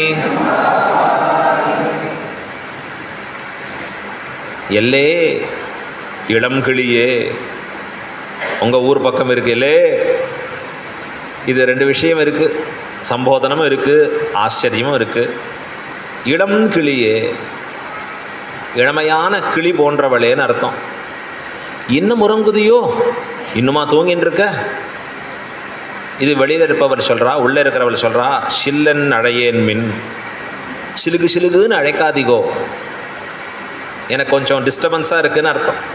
நங்கைமீர் போதருகின்றேன், பூர்த்தி உடையவர்களே இதோ புறப்பட்டு வரேன், வந்துன்னு இருக்கேன். அண்ணே வெளியில் இருக்கிறவர் சொல்கிறா, வல்லை உன் கட்டுரைகள் பண்டே உன் வாயரிதும். வல்லை உன் கட்டுரைகள், அண்ணா வெட்டிமை பேசுவதிலே, அண்ணா பேசுவதிலே சிறந்தவள் நீ, முன்பே உன்னை பற்றி எங்களுக்கு தெரியும், பண்டே உன் வாயரிதும். அண்ணே இவள் சொல்கிறா உள்ளேந்து, வல்லீர்கள் நீங்களே, நீங்கள் தான் அதில் எக்ஸ்பர்ட்டு, நான் அப்படி ஒன்றும் கிடையாது. கடைசியாக பார்த்தா ஸ்ரீவைஷ்ணவன் எப்படி இருக்கணும்னு தெரியறது, நானே தான் ஆயிடுக. வாஸ்தவம், அந்த குற்றம் என்னுடையதாகவே இருக்கட்டும். ரொம்ப உயிரான வரி இது, அர்த்தம் பார்ப்போம். நானே தான் ஆயிடுக, ஆலமரம் விதை போல இருக்கக்கூடியது இது. ஒல்லை நீ போதாய், ஒல்லை என்றால் சீக்கிரமாக வான்னு அர்த்தம். ஒல்லை நீ போதாய், வேகமாக புறப்பட்டு வா. வெளியிலேருந்து வா கேட்குறா, உனக்கென்ன வேறுடையை, உனக்கென்ன வேறுபட்டு இருக்கக்கூடிய லட்சியம் என்ன இருக்குது? எங்களோட சேர்ந்துன்னா நீ பகவான் அனுபவிக்கணும், தனித்து உனக்கு என்ன லட்சியம் இருக்குது? உடனே உள்ளேருந்து கேட்குறா, எல்லாரும் போந்தாரோ, எல்லாரும் வந்தாச்சா? எல்லாரும் வந்துட்டாளா? போந்தார், வந்துட்டா. எப்படி தெரியும்? போந்து எண்ணிக்கொள், நீயே புறப்பட்டு வா, வந்து எண்ணிப்பார், போந்து எண்ணிக்கொள். சரி, அடுத்தது என்ன பண்ணுவான்னார்? வல்லானை கொன்றானை, வலிமையான ஆணை, கோலையாபீடம்னு பேர், கம்சனுடைய ஆணை. அந்த ஆணையை கொன்றான், வதம் செய்தான் கிருஷ்ணன். அந்த கொன்றவனை, மாற்றாரை, எதிரிகளை மாற்றழிக்க வல்லானை, அவர்களுடைய வீரத்தை அழிக்க வல்லவனை, மாற்றழிக்க வல்லானை நாம் என்ன பண்ண போகிறோம்? வல்லானை கொன்றானை, மாற்றாரை மாற்றழிக்க வல்லானை. அவன் யாருன்னர்? மாயனை, ஆச்சரியமான செயல்களை செய்யும் அவனை. பாடேலோர் எம்பாவாய், நம்முடைய பிரீதிக்கு போக்கு வீடாக அவனை பாடும்படியாக அமையப்பெற வேணும் அப்படின்னு இந்த பெண் பிள்ளையை எழுப்புகிறாள். பார்க்கறதுக்கு எளிமையாக இருக்குது பாசுரம், அர்த்தம் சொன்னால் ரொம்ப சுலபம். இல்லே இளங்கிலேயே இன்னும் வருங்குதியோ அப்படின்னு சொல்லிட்டே போயிடலாம். ஆனால் ஆச்சாரியர்களுடைய மேதா விலாசம் எப்படின்னர், ஒரு சொல்லப்பட்டிருக்கக்கூடிய நூலின் ஆழ் பொருளை சொல்லுவது. இலக்கியத்தில் என்ன அதாவது சிறப்பு தெரியுமா? எந்த இலக்கிய நூல் சிறந்ததுன்னு கொண்டாடப்படுகிறது தெரியுமா? மேலெழுந்த வாரியாக ரசிக்கும்படியாக இருக்கக்கூடிய நூல் சிறந்ததாக கொண்டாடப்படுவதில்லை. எந்த இலக்கிய நூல் ஆழ் பொருளை உடையதாக இருக்கிறதோ, உள்ளே காட்டப்பட்டிருக்கக்கூடிய ஆழ்ந்த பொருள் அதி நுட்பமானதாக இருக்கிறதோ, அந்த நூல் இலக்கியத்தில் கொண்டாடப்படுறது. மேலெழுந்த வாரியாக பொருள் சொல்லுவது அது சாதாரணம். இன்றைக்கி போகிற போக்கில் கவிதைன்னு ஒன்று பண்ணுறான், புது கவிதை, கேட்குறதுக்கே பயமாக இருக்குது. எனக்கும் தெரியறது பாரு. அந்த காலத்தை பண்ணணும்னா 1000 ரூல் இருக்குது, இலக்கணங்கள் இருக்குது, அசை இருக்குது, எழுத்து இருக்குது, ஒளி இருக்குது, எல்லாம் யாப்பு இருக்குது, எத்தனை இருக்குது, எல்லாத்தையும் வச்சு அவன் பண்ணணும். 1000 விதமான விஷயங்கள் இருக்குது அங்கே பண்ணுறச்ச. இப்போ இதெல்லாம் பண்ணி அவன் அதில் ஒரு பொருளை உலகுக்கு சொல்ல வேணும். அந்த பொருள் மேலெழுந்த வாரியாக மட்டும் இருந்தால் அது சிறந்த இலக்கியமாகாது. எது ஒன்று ஆழ்ந்த பொருளை தாங்கி இருக்கிறதோ அதுதான் சிறந்த காப்பியம். அதை போல தான் ஆண்டாள் நாச்சியாருது மேலெழுந்த வாரியாக ஏதோ பேசுகிற மாதிரி இருக்குது, ஆனால் ஆழ்ந்த வேதத்தினுடைய உட்கருத்தை கொண்டதாக இருக்கிறது. யார் அறிய முடியும்? யார் அந்த பார்வை கொண்டவர்களோ அவர்கள் அறிய முடியும். ஐயோ கையெல்லாம் அலமுங்க, கையை அலமுங்கிறான். ஏன் சார் அப்படின்னா, ஐயோ நீங்கள் தொட்டுட்டு வந்ததில் எத்தனை ஜேர்ம்ஸ் இருக்குன்னு தெரியுமா? எனக்கு ஒன்றும் கண்ணில் தெரியவே இல்லையே, உங்கள் கண்ணுக்கு என்னங்க தெரியும்? மைக்ரோஸ்கோப் வச்சு பார்த்தா தெரியுங்க. அதை போல ஆண்டாள் அருளிய பாசுரத்தினுடைய ஆழ் பொருளை ஆச்சாரியர்கள் பார்த்து சொல்லணும். வேதங்கள் இப்படி சொல்லியிருக்குப்பாரு, ஸ்ரீராமாயணம் இப்படி சொல்லியிருக்குப்பாரு, அப்படி எடுத்து காண்பிக்கிறார். போன பாசுரத்தில் அந்த பெண் பிள்ளையை எழுப்புகிற பொழுது பங்கையர் கண்ணானை பாட அப்படின்னு சொன்னான். இந்த அசலகத்தில் இருக்கக்கூடிய பெண் பிள்ளை அவள் எழுப்பறச்சே நாம் அந்த பங்கையர் கண்ணான் தாமரை கண்ணனாக இருக்கக்கூடிய பகவானை பாடுவோம். எம்பெருமானுக்கு தாமரை கண்ணன்னு பேர். ஆழ்வார் பாசுரங்கள்லாம் சொல்லுவர். தாமரை கண்களால் நோக்காய் கைவண்ணம் தாமரை வாய் கமலம் போலும் கண்ணினையும் அரவிந்தம் அடியுமகுதே. ஆழ்வார் சொல்றார் அழகா, எல்லாம் அப்போதளர்ந்த தாமரையை ஒத்ததம்மா. எம்பெருமானுடைய திருமுகம் பார்க்கறச்சே எப்படி இருக்கு? அப்படி மலர்ந்த தாமரை போல இருக்கு. திருக்கண்கள் அந்த தாமரை மலர்ந்தார் போலே இருக்கிறது. இந்த தாமரை கண்களை பார்த்தா நாம் என்ன எழுவோம்னா, ஆகமம் சொல்கிறது, ஸ்ரீ பாஞ்சராத்திர ஆகமம் ஜிதந்தேன்னு ஒரு ஸ்லோகம். ஜிதந்தே புண்டரீகாக்ஷ நமஸ்தே விஸ்வபாவன. கொண்டாடுறது எம்பெருமானை பார்த்து. ஜிதம் தே, உனக்கு வெற்றி, உனக்கு வெற்றி. என்ன வெற்றினர்? எம்பெருமானுடைய புண்டரீகாட்சமான தாமரை கண்களை பார்த்தால் நாம் என்ன ஆவோம்னா தோற்றோம். தோற்றோம் அவனுக்கு கீழே இருப்போம். ஆழ்வார் சொல்றார், தோற்றோம் மடநெஞ்சம் எம்பெருமான் நாரணர்க்கு. எம்பெருமான் ஏன் கண்ணழகை வச்சுட்டு இருக்கான்னா, இந்த கண்ணழகை காட்டி அடியார்களை தன் வசப்படுத்துவதற்கு. ஒரு தடவை அவன் கண்ணழகிலே மயங்கினார் தான். திருப்பானாழ்வார் பாடினார், கரியவாகி புடைபறந்து மிளிர்ந்து செவ்வரியோடி நீண்டவ பெரியவாய கண்கள் என்னை பேதமை செய்தனவே. ஆழ்வார் பாசுரத்தில் சொல்றார், தாமரை கண்கள் கொண்டு ஈர்தியாலோ பெருமானே, என்னை போட்டு வாற்றே அந்த தாமரை கண்களை கொண்டு. என்னால் தப்பிக்க முடியலையே, வசப்பட்டு இருக்கேன் அவனிடத்துல. அப்படி கட்டுப்படுத்துறது அந்த தாமரை கண். அந்த தாமரை கண்ணுன்னு சொல்லிட்டா, அந்த புண்டரீகாட்சம்னு சொல்லிட்டா, பங்கையர் கண்ணானை பாட. அப்படி அவர்களெல்லாம் பாட இவளை அறியாமல் இவளும் அதை மிரட்டோசையில் வச்சு பாடிக்கொண்டிருக்க. இப்போ இங்கெல்லாம் வந்தவொடனே நாராயணா அப்படின்னு பாட ஆரம்பித்தா, நம்ம அறியாமல் நாமும் பாட ஆரம்பிச்சிடற மாதிரி, ராமா அனுஜா அப்படின்னு பாடுற மாதிரி கேட்ட உடனே நம்முடைய மிரட்டலையும் தானே ஏறிக்கிறது. ஏன்னர் அது கேட்கறதுக்கே ஆனந்தமாக இருக்குது, தன்னை அறியாமல் அதை சொல்லும்படியாக இருக்குது. இவள் அப்படி அந்த பகவன் நாமா தன் காதில் விட தானும் அதை பாடத் தொடங்குகிறாள். இவள் உள்ளேருந்து அதை பாடுறதை கேட்ட உடனே வெளியில் இருக்கிறவா சொல்கிறா, எல்லே இளங்கிளியே, எல்லே என்ன ஆச்சரியமா அப்படின்னு சொல்கிறது இல்லை. போதனமுக்காக அப்படின்னா சம்போதனம், அழைத்தலுக்காக உபயோகிக்கலாம். எல்லே அப்படின்னு சொல்கிறான். இளம் கிளியே, கிளியை போல இருக்கக்கூடிய பேச்சு உன்னோட தான் இருக்கே, என்ன அழகான மிடற்றோசை உன்னோடது, இன்னும் இன்னும்னு கேட்கும்படியாக இருக்கே. இளம் கிளியே, வெறும் கிளின்னு கிளியை சொல்லலாம், ஆனால் உன்னை எப்படி சொல்லணும்னா இளம் கிளியே. ஏன்னா கிளி உன்னுடைய பேச்சுக்கு மட்டும்தான் ஒப்பே ஒழிய உன்னுடைய அழகான உருவத்திற்கு கிளி ஒப்பாகாது. ஆகையால சொல்றாராம் இளம் கிளியே, இளமை பொருந்தி இருக்கக்கூடிய கிளியே. எம்பெருமானுடைய திருநாமத்தை என்னமா பாடுற ஆச்சரியமா, கேட்கறதுக்கே எவ்வளோ ஆனந்தமாக இருக்குது எங்களுக்கு, பரமஸ்ராவியமாக நிற்கிறது. இப்போ அடுத்தது உடனே சொல்கிறா, இன்னும் உறங்குதியோ. எல்லா பெண்களும் வெளியில் திரண்டு இருக்கிறார்கள். இவள் ஒருத்திக்கு தான் அத்தனை பேரும் காத்துட்டுருக்கா. அங்கே கிருஷ்ணனை போய் பார்க்கணும், நேரமாச்சு. ஏன் கிருஷ்ணனுக்கு இந்த மாடுகளை மேய்ச்சின்னு போகிறதுல ரொம்ப இன்ட்ரெஸ்ட். கிளம்பி போயிடுவார் அவர் பாட்டு. அந்த மாடுகள் பின்னே போனால் யார் பார்க்கறது? போய் கிருஷ்ணர் எங்கே போய் பார்க்கறது? அவர் எங்கே போகிறதோ அது பின்னாடி போயிட்டே இருப்பார். அப்போ பொழுது ஆயிற்று, இன்னும் உறங்குதியோ, இன்னுமா தூங்குவ? நாங்கள் அத்தனை பேரும் வெளியில் உனக்காக காத்துருக்கோம். இந்த பிரயோஜனம் கைகூடிய பிறகு யாரேனும் உறங்குவாருண்டோ? இப்படி தூங்குறவா இருப்பாளா? ஒரு பிரயோஜனம் உனக்கு கையில் வருதுங்கிறச்சே உறங்குவார் யாரேனும் உண்டோ? இப்போ பாருங்க, லாட்ரி டிக்கெட் நம்ம நாட்டில், நம்ம தமிழ்நாட்டில் பேன் பண்ணிட்டான், வேறு இடத்துல இருக்குங்கிறான் வெளியில். லாட்ரி டிக்கெட் அதில் அறிவிச்சிட்டான், நாளை காலை சரியாக 9 மணிக்கு இந்த நம்பர் இருக்கிறவா வந்தால் 1 கோடி ரூபாய். இவர் திடீர்னு டிக்கெட் வாங்கினவர் பார்த்தா அந்த நம்பர் இவரோடது கிடச்சிருது. இவருக்கு காத்தால 9 மணி, இவர் 3 மணிக்கு எழுந்துட்டு போகணும். 3 மணிக்கு எழுந்துட்டு போகணுன்னா நன்னா தூங்குவாரா? 1 மணிலேருந்து தூக்கம் விழிச்சிடும். எப்படாப்பா, எப்போ கிளம்புறது, எப்போ கிளம்புறது, எப்போ போவோம்? இப்போ கேட்கிறா, சாக்ஷாத் பரமபுருஷனான பகவான் அவனை கை கொள்ளக்கூடிய தருணம் வந்திருக்கு நமக்கு. இன்ற நாள் போல இன்னொரு நாள் கிடைக்குமா? உலகத்தில் நாம் பகவான் அனுபவிக்கிறது இன்னைக்கு நாள் நல்ல நாள். அதனால் தமிழில் சொல்கிறா, இன்றே செய்க, இன்றும் நன்றே செய்க. நன்றும் எப்போ பண்ணணும்? இப்பொழுதும். அதாவது நன்று செய்ய வேண்டும், இன்று செய்ய வேண்டும், அது இப்பொழுதே செய்ய வேணும். கிடைக்கிற நாழி லாபகரமானது. அடுத்த நாள் எப்படி இருக்கும்னு சொல்ல முடியாது. நீ எப்படி இருக்காய்?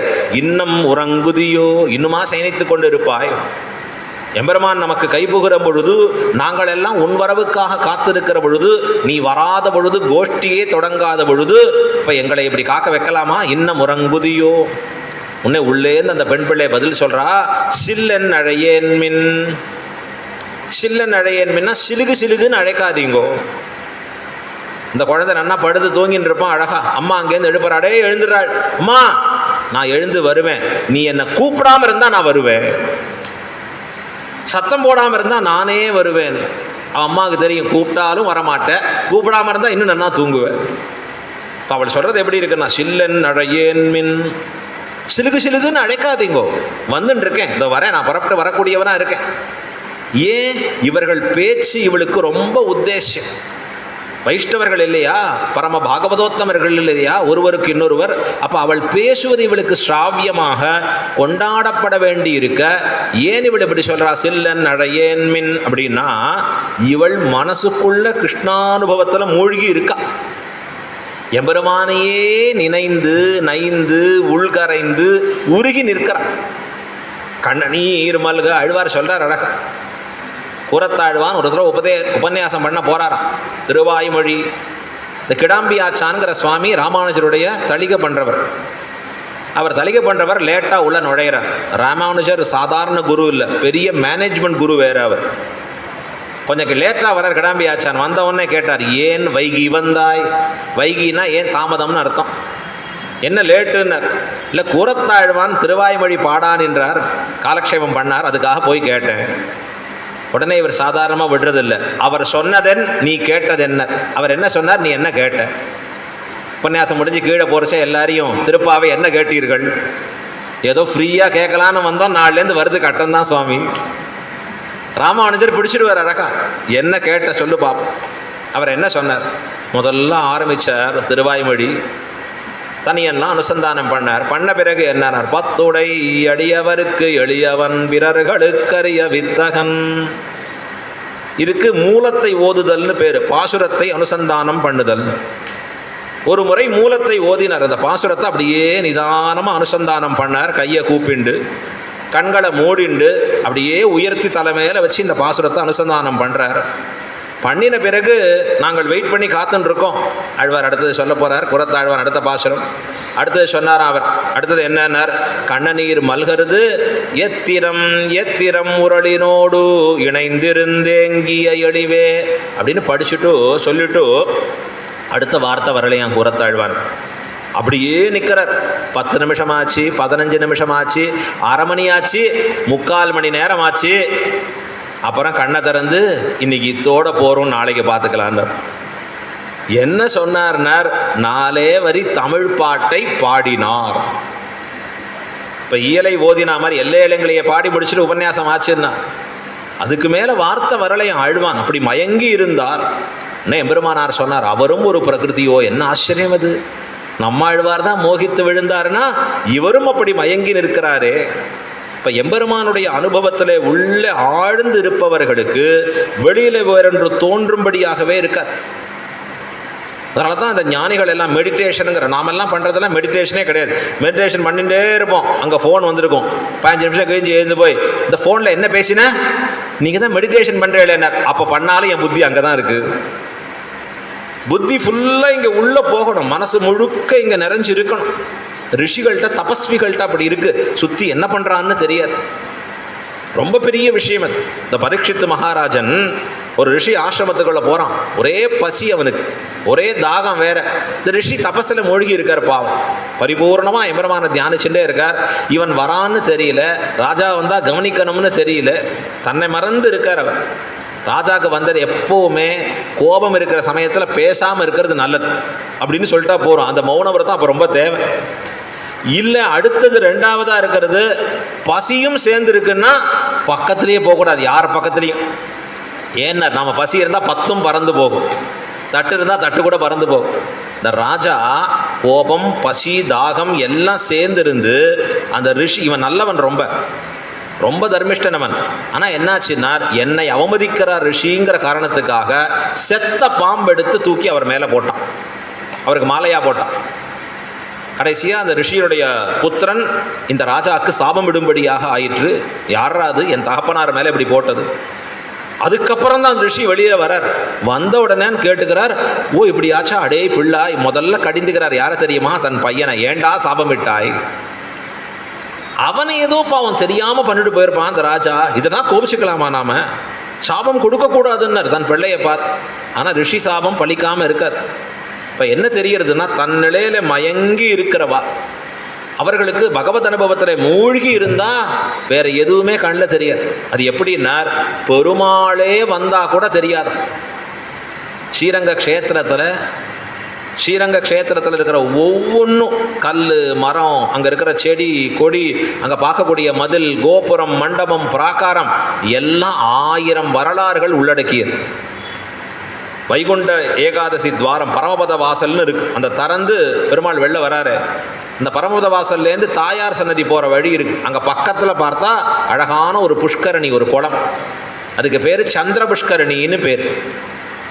தாபத்ரயீம் ஐந்தவ புஷ்கரிண்யாம் நிமத்ய நிர்வாபயிதாஸ்மி யஸ்யாஹா அபியாசதோபாம் அகமருஷனீனாம் சந்திரசுதா தீதிரிதாம் அவாப என்று ஒரு ஸ்லோகம். ஒவ்வொரு இடத்துக்கும் ஸ்ரீரங்கத்துக்கு ஸ்லோகம் இருக்குது. இந்த சந்திரபுஷ்கரணிக்கு என்ன மகிமை அப்படின்னா, சந்திரனுடைய ரோகத்தை குணப்படுத்துது. அவனுக்கு ஒரு வியாதி, சந்திரனுக்கு க்ஷயரோகம்னு பேர். அந்த வியாதியை குணப்படுத்தியது இந்த சந்திரபுஷ்கரணி. ஸ்ரீரங்கநாதன் எதன் அருகில் படுத்துட்டுருக்கா தெரியுமா? சந்திரபுஷ்கரணி கரையில் படுத்துட்டுருக்கார். முக்கியமான தீர்த்தம் சந்திரபுஷ்கரணிங்கிறது. ஸ்ரீரங்கத்தில் 8 தீர்த்தங்கள் இருக்குது, அதில் முக்கியமான தீர்த்தம் இந்த சந்திரபுஷ்கரணி அப்படின்னு பேர். இந்த சந்திரபுஷ்கரணி பக்கத்தில் அற்புதமான ஒரு மரம் இருக்குது, அதுக்கு பேர் புன்னை மரம், புன்னாக விருட்சம்னு பேர். அழகா ரெண்டும் ரொம்ப இம்பார்ட்டண்ட்டு. எப்பெல்லாம் நம்ம தாயார் சன்னதிக்கு போகிறோமோ அந்த சந்திரபுஷ்கரணியும் சேவிக்கணும், அங்கே இருக்கிற புன்னை மரத்தையும் சேவிக்கணும். ஆழ்வார்கள் கொண்டாடின, ஆச்சாரியர்கள் போற்றின சந்திரபுஷ்கரணி, அப்புறம் அங்கே இருக்கக்கூடிய புன்னைமரம். சந்திரனுக்கு நோய் தீர்ந்தது மட்டும் இல்லை, ஸ்ரீரங்க மகாத்மியம் சந்திரபுஷ்கரணியை பற்றி நிறைய விரிவாக சொல்கிறது.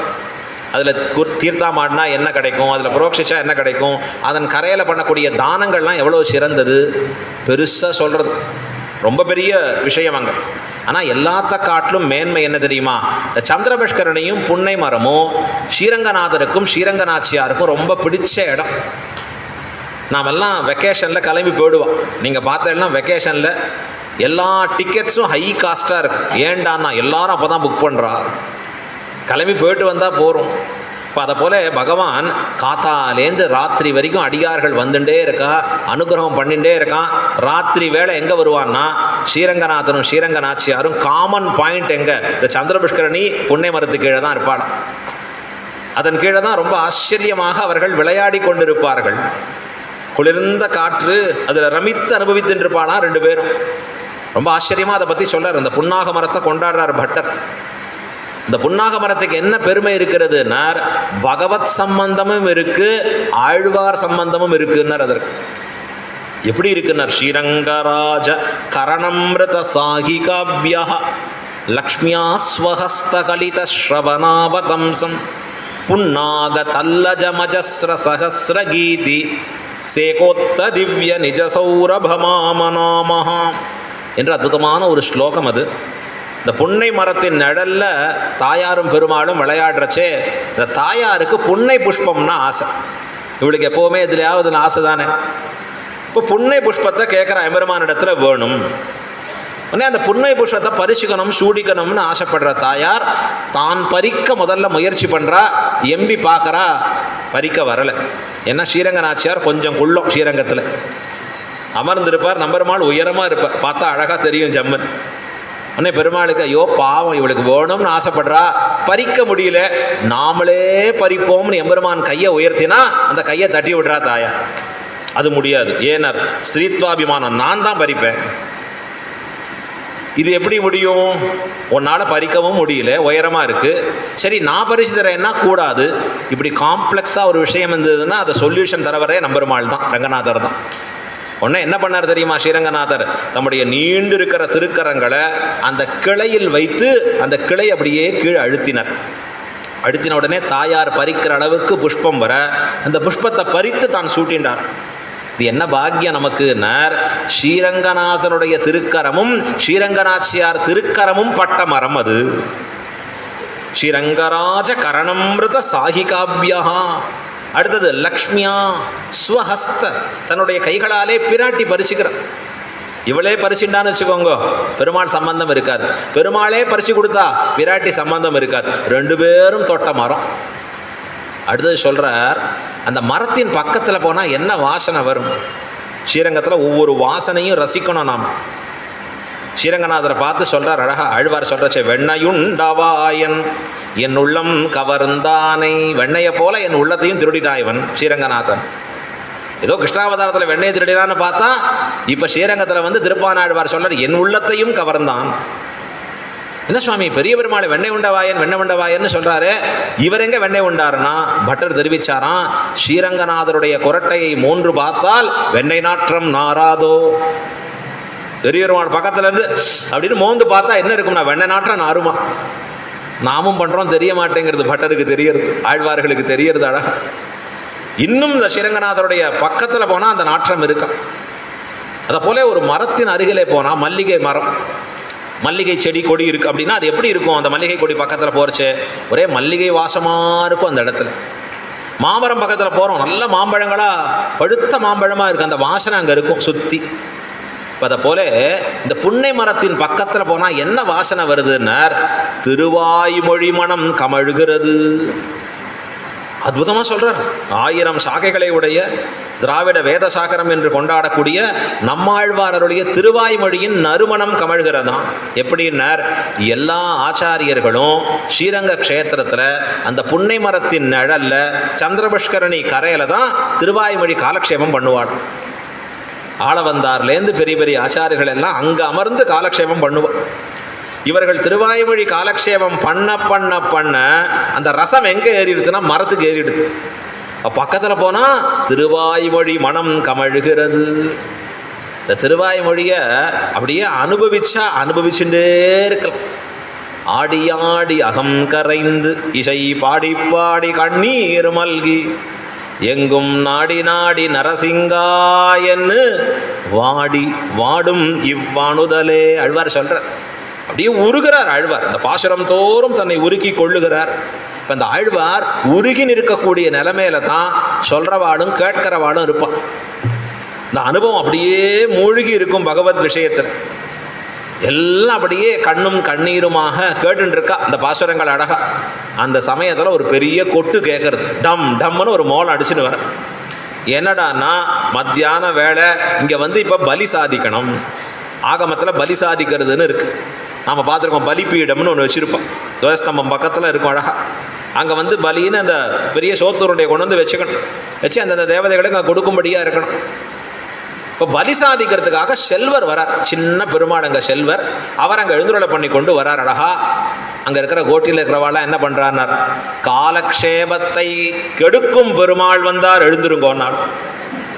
இந்த பெருமாள் நம்ம அனுபவத்தை விட மாட்டாரியா.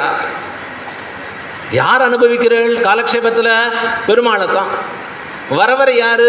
நம்பெருமாள் சின்ன பெருமாள், அவர் தான் எழுந்துள்ளுகிறார். ஆனால் இவாளுக்கு என்ன கட்டமாக இருக்குன்னா, கோஷ்டி கலைக்கும் பெருமாள், அவருக்கு பேரே கொடுத்துட்டா. இந்த கோஷ்டியை கலைக்கிறதுனே வராருப்பா. திருவாய்மொழி அனுசந்தானம் பண்ணிட்டு இருக்கிறச்சே பகவானே வந்தாலும் இடைஞ்சலா இருக்கான். திருவாய்மொழி பாடா நின்றால் செல்வர் எழுந்தருளுகையும் அசஹ்யமா போலே பெரியவாச்சனம் பிள்ளை வியாக்கியானத்தில் சாதிக்கிறார். அதை மாதிரி இவளுக்கு எப்படி இருக்குன்னா, சில்லன் அழையேன் மின். அதனால இப்போ என்னாச்சு, ஸ்ரீரங்கத்தில் பெருமாள் பார்த்தார், ஐயோ அந்த கோட்டி கூட்டம் கலக்கியார், நமக்கு பேர் வேண்டாம், நாளையிலேருந்து அங்கே போக வேண்டான்னுட்டு. இந்த பலி சாதிக்கிறது நின்று போச்சு, அங்கே இல்லை. இப்போ இன்றைக்கும் வழக்கம் கிடையாது ஸ்ரீரங்கத்தில். சில்லன் அழையேன் மின் அப்படின்னா இவள் கிருஷ்ணானுசந்தானத்தில் இருக்கிறச்சே, பகவத் அனுபவத்தில் மூழ்கி இருக்கிறச்சே, வெளியில் இருக்கிறவர்கள் பேசுகிற வார்த்தையும் அசக்கியமாக இருக்குது, தாங்க முடியல அவளுக்கு. அதனால என்ன சொல்கிறா, சில்லன் அழையேன் மின். அடுத்த வார்த்தை சொல்கிறா, நங்கை மீர் போதருகின்னேன். நம்பினா பூர்ணன், நங்கைனா பூர்த்தி உடையவள்.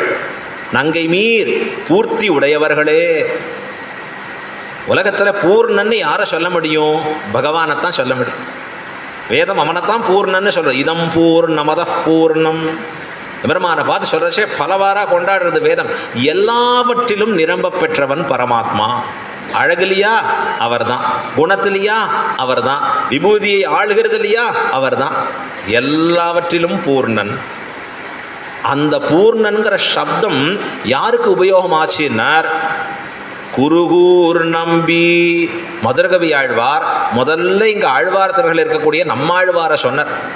குருகூர் நம்பி, நம்பி என்ன கால் அன்னிக்கும் அமுதூரும் என்னாவுக்கு.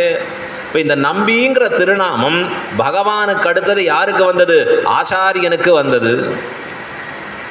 அவன் இன்னும் பூர்ணன், எல்லா குணங்களாலும் ஆச்சாரியன் பூர்ணனாக இருக்கக்கூடியவன். ஆகையால தான் ஸ்ரீரங்கத்தில் பெரிய நம்பி அவருக்கு பேர். ராமானுஜருடைய ஆச்சாரியர்களை பாருங்கோ, திருக்கோட்டியூரில் இருந்தார் அந்த சுவாமிக்கு திருக்கோட்டியூர் நம்பி. திருமலையில் இருந்தார் மாமா திருமலை நம்பி, பெரிய திருமலை நம்பின்னு பேர் அவருக்கு. இப்படி நம்பி என்று ஆச்சாரியர்களுக்கும் அந்த திருநாமம் வந்து சேர்ந்தது. பூர்த்தி உடையவர்கள்னு அர்த்தம். நங்கை மீர் பூர்த்தி உடையவர்களே போதருகின்னேன். புறப்பட்டு வரேன் இருங்கோ. வார்த்தை சொல்கிறா அவள் உள்ளேந்து, நங்கமீர் போதருகின்னேன். எப்போ நீங்கள் சிலுகு சிலுகுன்னு அழைக்காமல் இருந்தால் புறப்பட்டு வந்துட்டுருக்கேன்.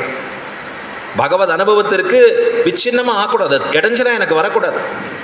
நங்கமீர் போதருகின்னேன். உடனே வெளியில் இருக்கிறவா சொல்கிறா, வல்லை உன் கட்டுரைகள் பண்டே உன் வாயறிதும். வல்லை உன் கட்டுரைகள், நன்னா வெட்டிமை பேசுவதிலே நீ சிறந்தவளன்னோ. வாய்ச்சொல்லில் வீரடின்னு சொல்கிறாரோ இல்லையா, வாய்ச்சொல்லில் வீரரடி. இந்த மாதிரி வாய்ச்சொல்லில் நன்னா பேசுறதுல உனக்கு ரொம்ப அதிகம், ஜாஸ்தி எங்களுக்கு தெரியும். எப்பவும் இப்படி தான் சொல்லக்கூடியவள். முதல்லையே வரேன்னு சொன்னேன், வந்து எழுப்புறோம், எழுப்பினா என்ன சொல்கிற, பேசாமல் இருங்கோ வந்துட்டுருக்கேன்.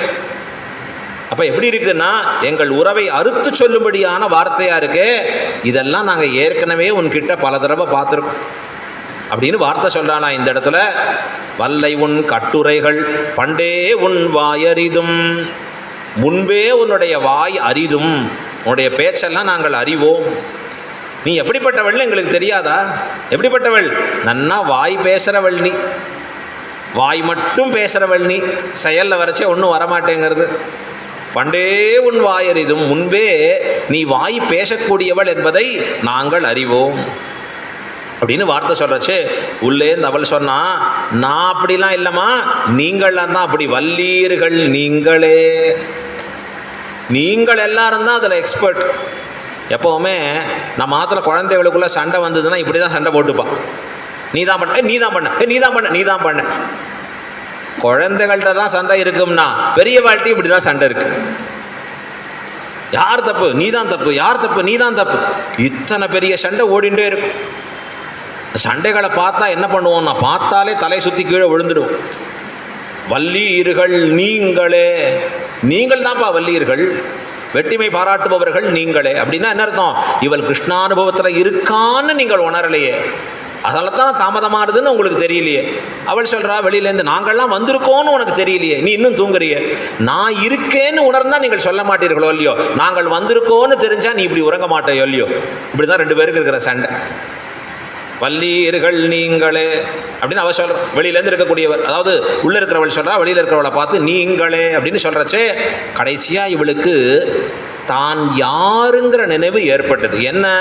தான் ஒரு பகவத் பக்தை, ஒரு அடியவள். பகவானுக்கு பக்தியோடு இருக்கிற அடியவன் எப்படி நடக்கணும்னா, பரஸ்பர நீச்சபாவைஹி, பரஸ்பரம் தன்னை நீச்சமாக பாவித்து கொள்ள வேண்டும். அடியேன் அடியேன் அடியேன் கைகோப்பி இருக்கணும். சொல்றது அடியேன் தான், அடியேன் அப்படின்னு இருக்கக்கூடாது. அங்கே கை சொல்றச்சேயே அந்த சம்பாஷணையில தெரியணும், அடியேன் அடியேன் அப்படின்னு அந்த சம்பாஷணையில இவர்களுக்கு உணர்த்தும்படியா இருக்கணும். அது என்ன அர்த்தம்னா, தாசன்னு அர்த்தம். அதில் தான் பஞ்சசம்ஸ்காரத்தில் 5 கிரியைகள் பண்ணுறான். தாப புன்ற ததா நாம மந்த்ரோ யாகஸ்ச பஞ்சமஹா. தாபசம்ஸ்காரம் அடியரா ஆறானே இவன் அடியவராக ஆச்சாரியன் பண்ணுறானே. முதல்ல என்ன பண்ணுறான்? அங்கே தீர் பொலிகின்ன செஞ்சுடர் ஆழி, அதை எடுத்து என்னையும் என் உடமையும் உன் சக்கர பொறி ஒத்தி கொண்டு சங்க சக்கர தாரணம் பண்ணுறான், லாஞ்சனம் பண்ணுறான். இந்த தோள்களில் சங்க சக்கரத்தை பதிக்கிறான் ஆச்சாரியன். இது தாபசம்ஸ்காரம்னு பேர். இதுதான் பஞ்சசம்ஸ்காரம்னு பேர். ஆச்சாரியன் திருவடி சம்பந்தம்னு சொல்கிறோம். அடுத்தது புன்ற சம்ஸ்காரம், திருநாமங்களை இட்டு விடுறான். எம்பெருமானுடைய அற்புதமான 12 திருநாமங்களை கொண்டு, 12 திருநாமங்களை கொண்டு கேசவாயனமா, நாராயணாயனமா, மாதவாயனமா, கோவிந்தாயனமா. புன்ற சம்ஸ்காரம் அதாவது இவனுக்கு திருமண் காப்பு சாத்தி கொடுக்குறான் ஆச்சாரியன். அடுத்தது நாம சம்ஸ்காரம். நாம சம்ஸ்காரம் என்றால் இவனுக்கு ஏற்கனவே பேர் இல்லையா, இவனுக்கு தான் பேர் வச்சாச்சு. அப்பா குழந்தை பிறந்த உடனே பேர் வச்சிடறாரு அப்பா அம்மா. இப்போ என்ன பேருன்னார், இவனுக்கு ஆத்மாவினுடைய அழியாத பேர் ஒன்று வைக்கிறான். என்ன பேர்? அடியேன் ராமானுஜதாசன். அன்னைக்கு தான் ஆச்சாரியன் அந்த பேரை சூட்டுறான் இவனுக்கு. நீ என்ன பேரை வேணா வச்சுக்கோ, கிருஷ்ணன்னு வச்சுக்கோ, கோவிந்தன்னு வச்சுக்கோ, அடியேன் கோவிந்த ராமானுஜதாசன். அன்னிலேருந்து அந்த திருநாமம் வருது இவனுக்கு. நாம சம்ஸ்காரம்னு பேர். தாப புன்ற நாம. அடுத்தது 4வது எதுனார்? மந்திர சம்ஸ்காரம். மந்திரம் என்றது ஆச்சாரியன் இவன் காதிலே உபதேசிக்கிறான். 3 ரகசியங்களை உபதேசிக்கிறான். திருமந்திரம், துவயம், சரமஸ்லோகம் ஆகிற உயர்ந்த அர்த்த விசேஷங்களை இவனுக்கு அப்பதான் ஆச்சாரியன் உபதேசிக்கிறான். கடைசியா 5வது எப்படி பகவானுக்கு திருவாராதனம் பண்ணணும்னு சொல்லி கொடுத்து அன்னிலேருந்து அவனுக்கு லைசன்ஸ் கொடுக்குறான். இவன் அன்னி வரைக்கும் பெருமாளுக்கு பூஜை பண்ணானே, வித்தவுட் லைசன்ஸ் பண்ணது. ஆச்சாரிய சமாசயனம் பிறகு வித் லைசன்ஸ் பண்ணுறது. வித்தவுட் லைசன்ஸ் எத்தனை பேர் பண்ணிட்டு இருக்கா சுவாமி? தமிழ்நாட்டில் எத்தனையோ பார்க்குறோம், ஊர்லலாம் பார்க்குறோம். ஏதோ பண்ணிட்டு இருக்காவா, லைசன்ஸ் தான் வாங்கணும்னு இல்லை, பிடிக்காத வரைக்கும் தப்பிச்சேன். அதை போல வித் லைசன்ஸ்னா ஆச்சாரியன் அனுமதியோடு பண்ணுறதை தான் எம்பெருமான் உகப்போடு கொள்கிறான். இப்போ யாக சம்ஸ்காரம்னு பேர் 5வது. இந்த 5க்கும் சேர்த்து தான் என்ன பேர்? பஞ்சசம்ஸ்காரம். இப்போ இவனுக்கு என்ன திருநாமம் வருகிறது? அடியேன் ராமானுஜதாசன். கைகூப்பி அந்த திருநாமம் வருது. ஆத்மாவுக்கு நிலையான பேர் இதுதான். வேற எத்தனையோ பேர் இருக்கு. அப்பா கிருஷ்ணன்னு வச்சிருப்பார், பெரிய பேராக வச்சிருப்பார் அப்பா. இவன் கூப்பிட்றவன் கிட்டான்னு கூப்பிடுவாங்க. உலகத்தில் ஒவ்வொருத்தன் ஒன்று கூப்பிடுவான். இதெல்லாம் பேர் இல்லை. அடியேன் ராமானுஜதாசன். எப்படி நடந்துக்கணும்? இந்த பேரிலேயே இருக்கு. பரஸ்பர நீச்சபாவைகி. ஒருத்தர் இன்னொருத்தரை பார்க்கறச்சே அடியேன் அடியேன் அடியேன் அப்படின்னு தாழ்ந்தவனாக தன்னை பாவித்து நிற்க வேணும். திருமங்கை ஆழ்வார் சொன்னார், பெருமாளை பார்க்கறச்சே நெடியானை அடி நாயேன் நினைந்துட்டேனே. பெருமாளை சொல்றச்சே திருமங்கை ஆழ்வார் என்ன சொன்னார்? நெடியான் அப்படின்னார். சொன்னதை கொஞ்சம் மாற்றி போட்டால் என்னாகும்? அடி நாயேன். தன்னை எப்பவும் அப்படி தாழ்ந்தவனாக பாவிச்சுக்கணும். அதுவும் வைஷ்ணவர்கள் முன்னாடி அடியார் அடியார் அடியார்னு அவர்களுக்கு அடியவராக தன்னை பாவித்திருக்க வேணும். இது அந்த உள்ளே இருக்கிற பெண் பிள்ளை தெரிஞ்சுண்டா, தெரிஞ்ச உடனே சொன்ன வார்த்தை, நாமெல்லாம் மனப்பாடம் பண்ண வேண்டிய வார்த்தை. என்ன வார்த்தை அது அப்படின்னா, நானேதான் ஆயிடுக. என்ன வார்த்தை? நானேதான் ஆயிடுக. இது திருப்பாவி உபன்யாசத்தால் இதனுடைய அர்த்தம் மட்டும் சொல்கிறேன். இது மேனேஜ்மெண்ட்டில் இருக்கக்கூடிய அற்புதமான ஒரு கான்செப்ட்.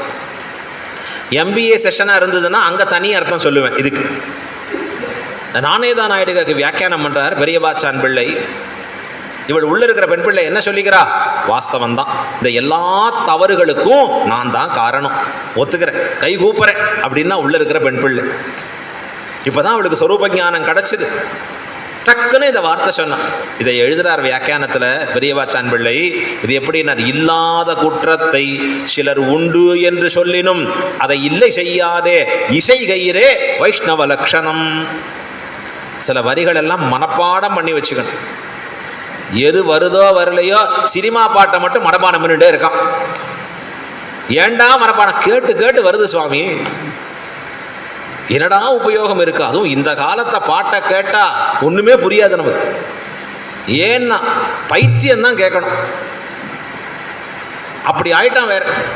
இந்த வரிகள் மனப்பாடம் பண்ணணும். எதுனார், இல்லாத குற்றத்தை செய்யாத குற்றத்தை ஒருவன் உண்டு நீ செய்தாய் என்று சொன்னால் அதை மறுக்காதே ஏற்பதுதான் வைஷ்ணவ லட்சணம். இதெல்லாம் கேட்டால் தலையை சுற்றிடும் நமக்கு. குற்றம் செய்கிறத ஒத்துக்கிறதே பெரிய கட்டம். இதில் புக்கை வேற கொண்டு வராங்க, பகவத்கீதையை வச்சு நான் சொல்லுவதெல்லாம் உண்மை, உண்மையை தவிர வேறில்லை. அங்கே உட்காந்துருக்கிற ஜட்ஜுக்கும் தெரியும், இருக்கிற லாயருக்கும் தெரியும், இவனுக்கும் தெரியும். இது எல்லாத்தையும் தாங்கி பகவத்கீதையில் உள்ள இருக்கிற கிருஷ்ணனுக்கும் தெரியும். அடே இவ்வளோ பெரிய பொய்யா சொல்லுவேன், என் தலையில் கை வச்சு சொல்கிறையே, தெரியும் அவருக்கும். ஆனால் அந்த அசத்தியத்தை பேசுகிறான். குற்றத்தை ஒத்துண்டுருவோமா? கண்ணால் பார்த்த சாட்சி உண்டா? நீங்கள் இந்த கிரிமினல் கேசஸ் எல்லாம் எடுத்துகிட்டு போய் ஜட்ஜ்மெண்ட் எல்லாம் பார்த்தீங்கன்னா தலையே சுற்றிடும். அவர் தான் கொலை பண்ணார், வேற யாரும் இல்லை, எல்லாம் இருந்தது. ஆனால் கத்தியில் குத்தினார் என்று சொன்னார், அந்த கத்தியை காணவில்லை, ஆகையாலே இவர் குற்றவாளி இல்லை. ரொம்ப அற்புதமாக இருக்கும் ஜட்ஜ்மெண்ட்ஸ் எல்லாம். இதை கொண்டாடுறதா, எப்படி கொண்டாடுறதுன்னு நமக்கு ஒன்றுமே புரியாது. வெளியில் இருக்கக்கூடிய நாடுகள்லையும் நம்ம நாட்டிலையும் ஒரு கேஸானது இனிஷியேட் பண்ணப்பட்டு அதனுடைய தண்டனை வரைக்கும் போகக்கூடியது என்னன்னா 3% இருந்தாலே பெருசுங்கிறது பாரத தேசத்தில் இருக்கு நிலைமை. இன்னைக்கு வெளிநாட்டில் அப்படி இல்லை. 90% அந்த போடப்பட்டதுன்னா கேஸு கண்டிப்பாக அவனுக்கு தண்டனையோட முடியும். கன்விக்ஷன் ரேட்டுன்னு சொல்கிறான், இது ஆங்கிலத்தில் சொல்கிறச்சு. நம்மளோடதுல எப்படி இருக்குன்னா 3%, 3% அதிகங்கிறான். அதுக்கு என்னெல்லாம் சமாளிக்கிற வழி? இங்கே பண்ணால் தண்டனை, அங்கே போய் நிறுத்திக்கலாம், அங்கே பண்ணால் இங்கே போய் நிறுத்திக்கலாம். என்னெல்லாம் உண்டோ அத்தனையும் பண்ணி நாளைக்கு உலகத்தில் இப்படி தவறு நடக்கிறது, கொலை நடக்கிறது, அது நடக்கிறதுனா யார் தான் பண்ண மாட்டான்? தண்டனைன்னு இருந்தால் தான் பயம் வரும் அவனுக்கு. இப்போ பயம்ங்கிறதே கெட்டு போச்சு. நியாயாலயத்தில் தண்டனை கொடுக்கப்பட வேண்டும். நீங்கள்லாம் வெளிநாட்டில் போய் பாருங்கள், இன்னும் மோசமான கண்ட்ரிலாம் இருக்குது. ஏதான தண்டனை பண்ணால் நடு ரோட்டில் நிற்க வச்சு கல்லாலே அடிப்பான். இந்த காலத்துலையும் இப்பயும் அந்த தண்டனை இருக்குது. சவுக்கால் அடிப்பான், இந்த காலத்துலையும் சொல்கிறேன். இப்போ அடுத்தவனுக்கு பார்க்குறவனுக்கு வருமா எங்கேயாவது? வாய்ப்பு இருக்குமா? வாய்ப்பே கிடையாது. இப்போ தண்டனை அதிகமாக இருக்கிறச்சு குற்றவாளிக்கு பயம் இருக்கும். இப்போ என்ன ஆச்சுன்னா இதெல்லாம் 1000 பண்ணலாம், நம்ம எவன் பிடிக்க போகிறான், எப்படி கண்டுபிடிக்க போகிறான், இந்த எண்ணம் ஆயிடுது. அப்போ குற்றம் செய்தவனே குற்றத்தை ஒப்புக்கொள்ளாத பொழுது வைஷ்ணவன் எப்படி இருக்கணும்னா, இல்லாத குற்றம் அந்த சுவாமி சொல்கிறாரா நீர் தான் பண்ணீர்னு சொன்ன உடனே ஆமாம் அடியன் தான் பண்ணேங்கணுமா. இது என்ன சுவாமி நடக்குமா? நடந்திருக்கா? இப்படி யாராவது பண்ணியிருக்காரா அப்படின்னார். பண்ணி இருக்கிறார்கள்னு ஆச்சாரியர்கள் காண்பிக்கிறார். பரதன் சொன்னானா ஒரு வார்த்தை, மத் பாபமேவ அத்திர நிமித்தமாசீத். ராமர் காட்டுக்கு போனாரே, யார் காரணம்னு விசாரம் பண்ணான். பரதன் சொன்னா எல்லாம் நான் பண்ண பாவம் தான் ராமர் காட்டுக்கு போனாருன்ட்டான். ராமர் காட்டுக்கு போனால் யார் காரணம் முதல்ல தெரியுமா? இந்த கூனிங்கிறவள் தான் ஃபஸ்ட்டு காரணம். மந்தரைன்னு பேர். அவள் என்ன பண்ணுறான்னா, கைகேயி நல்ல மனசோட செய்தியை சொல்கிறா. ஆஹா, முதல்ல மந்தரை தான் வந்து சொல்கிறா கைகேயி இடத்துல, பார் ஊரே கோலாகலமாக இருக்குது. கைகேயி தெரியுமா அவனுக்கு என்ன விஷயம்? ராமனுக்கு முடிசூட்ட போகிறா. டக்கு நகையை கட்டுறா கைகேயி. இந்தான்னா கூனிக்கிட்ட. ஏன்னா நல்ல செய்தி சொன்னேன், எனக்கு பிடிச்ச செய்தி சொன்னேன், என் ராமனுக்கு பட்டாபிஷேகமானா கைகேயி. இதான் ஸ்ரீராமாயணத்தில் வருது முதல்ல. அப்புறம் ஆரம்பிச்சா பாருங்கோ மந்தரை, ஏ முட்டாளே, ஏ அறிவிலியே, நீ இப்படி சந்தோஷிப்பியா? நாளைக்கு திண்டாட போறது நீ தானே, உன் பிள்ளை தானே. யாராவது கொஞ்சம் இப்படி பேச ஆரம்பித்தாலே எனக்கு கொஞ்சம் டைம் இல்லை, வேறு அப்பாயின்மெண்ட் இருக்குன்னு போயிருக்கணும். கைகேயிக்கு அதை தப்பிச்சிக்க தெரியல. மந்திரம் சொல்கிறது நல்லா இருக்கும் போல் இருக்கே, சொல்லு சொல்லு. கேட்க கேட்க கேட்க அமிர்தமாக இருந்த மனசு விஷமாக மாறிடுது. தன் நகையை கட்டி கொடுத்தா இப்போ கடைசியாக என்னாச்சுன்னா ராமனை காட்டுக்கு அனுப்புறேனா இல்லையா பாரு அப்படின்னுட்டா கைகேயி. யார் வந்து பண்ணது? இந்த மந்தரை கூனி. சின்ன வயசில் ராமர் ஒரு அம்பால் அடிச்சிருக்கார் வில்ல கொண்டு அழகா. இந்த கூனி அப்படி ராமரிடத்திலே பொறாமை. சரி, கூனி காரணம். இதை கேட்ட கைகேயி அதெல்லாம் இல்லைன்னு சொல்லி மறுத்திருக்கலாம். இந்த கைகேயி காரணம். நான் என்ன பண்ணுறேன் பார். நேராக போனால் அரண்மனையில் ஒரு பெரிய ஒரு ரூம் இருக்குது. என்ன ரூம்? சோகமாக இருந்தால் ராணிகள் தங்குற ரூமு. சோகத்துக்காகவே ஒரு ரூம் இருக்குது. ஏன்னா ராஜா வரச்சே தெரியணும், பார் ராணிகள்லாம் சோகமாக இருக்கா அப்படின்னா அவர் நடுங்கி வருவார். ஐயோ என்னாச்சோ, என்ன சோகமோ? இந்த தசரதருக்கு 3 பேர் பெண் பிள்ளைகளில் 3 மனைவிகளில் கைகேயின்னா உயிர் அவருக்கு. எவ்வளோ வயசு பாருங்க, 60,000 வயசு கழுத்துக்கு இன்னும் உயிர் அவர் பேரில். அவள் சோகமாக அந்த ரூமில் இருக்கா அப்படின்னா டார்க் ரூமாக இருக்கும். அது இப்படி சினிமாவில் எடுக்கிறச்சே ஒரு ரூம் இருக்கோ அந்த மாதிரி டார்க் ரூமாக இருக்கும். அவள் தலைவெல்லாம் விரிச்சுண்டு ஒரே அழுதண்டு முழுக்க. பெண்கள் அப்படி ஆனோன்னா கேட்கணுமா? கைகேயி எக்ஸ்பர்ட் அதில். அப்படி நிற்கிறா. தசரதன் வந்த உடனே நடுங்கி போறார். ஐயோ என்னமாச்சு, ஐயோ என்னமாச்சு, உட முடியலையா, எதான் ஆச்சா? என்ன கைகேயி சொல்றா, அதெல்லாம் ஒன்றும் இல்லை, எனக்கு நீங்கள் ஒரு தடவை 2 வரன் கொடுத்தேன் ஞாபகம் இருக்கான்னு. அவருக்கே மறந்து போயிருக்கும். இவ விடாம பிடிக்கிறா. என்ன, நான் காப்பாத்துறச்சே உங்களுக்கு எனக்கு சொன்னேன் 2 வரன்னு, எனக்கு இப்போ அந்த 2 வரன் வேணும். என்ன வேணும்னா பரதன் நாட்டை ஆளணும், ராமன் காட்டுக்கு போகணும். வரத்தை கேட்டவள் யாரு? கைகேயி. கைகேயி காரணம். இதை கேட்ட தசரதர் சொல்லலாம் இல்லையோ, அதெல்லாம் இப்போ கொடுக்க முடியாது, நாளைக்கு முடிசூட்டு விழா நிச்சயம் பண்ணியாச்சு.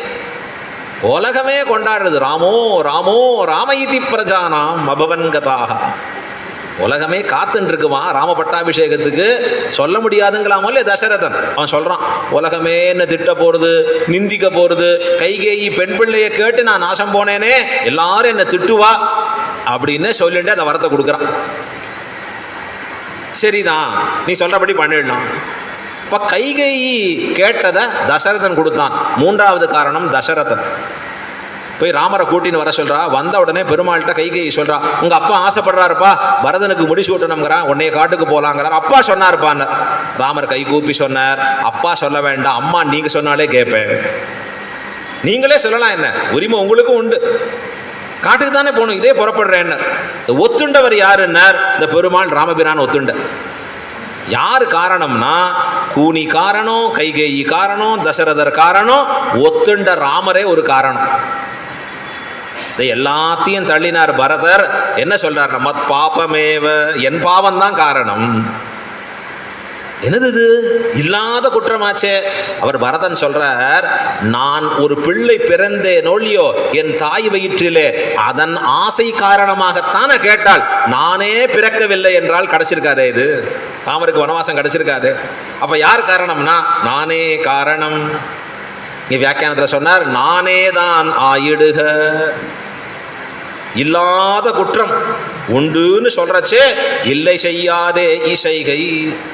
நம்ம வீடும் நாடும் உலகமும் நம்ம ஊரும் நல்லா இருக்கணும்னா சண்டை போடுறதுனால ஏற்படுற கஷ்டத்தை உணர்ந்தாலே நல்லா இருக்கும். பெரிய சண்டை, குழாய் அடியில் சண்டை ஆரம்பிக்கிறது நம்ம ஊரில் ஆரம்பித்தோம். ஏய் நீ வச்சியா நான் வச்சியா நான் வச்சியான்னா இவ சண்டை போடுறதுக்குள்ள வர ஜலமே நின்று போயிடுது. ஜலம் போனால் பரவாயில்ல, யார் வச்சா அதற்கு சொல்யூஷன் நோக்கி இல்லை. நீ தப்பு பண்ணியா நான் தப்பு பண்ணியா, என்ன தவறு, தவறை எப்படி திருத்திக் கொள்வோம்னா அந்த சண்டை நியாயம். செய்தது நீயா செய்தது நானா, பேரே வந்துடுது நீயா நானா, போச்சு போ. இதனால ஏதான லாபம் இருக்கா? யார் தவறு செய்தார்கள்னு சொல்றதுனால நோக்கம் என்ன இருக்குன்னா, அந்த தவறை திருத்திக் கொள்வதில் நோக்கம் போய் செய்தவர்களை காட்டி கொடுக்க வேண்டும், நிரூபிக்க வேணும்னு இருக்கு. ஆச்சாரியர்கள்ல நம்பிள்ள இடத்துல இந்த குணம் இருந்துதான். நானே தான் ஆயிடுக. நம்பிள்ளைன்னு ஒரு மகாச்சாரியர், பராசர பட்டருக்கு அப்புறம் நஞ்சியர், நஞ்சியருடைய சிஷ்யர் நம்பிள்ளைன்னு பேர். இந்த ஆச்சாரியர்கள் வரலாறுலாம் கேட்கணும்னா அது மாசக்கணக்கில் கேட்கணும்.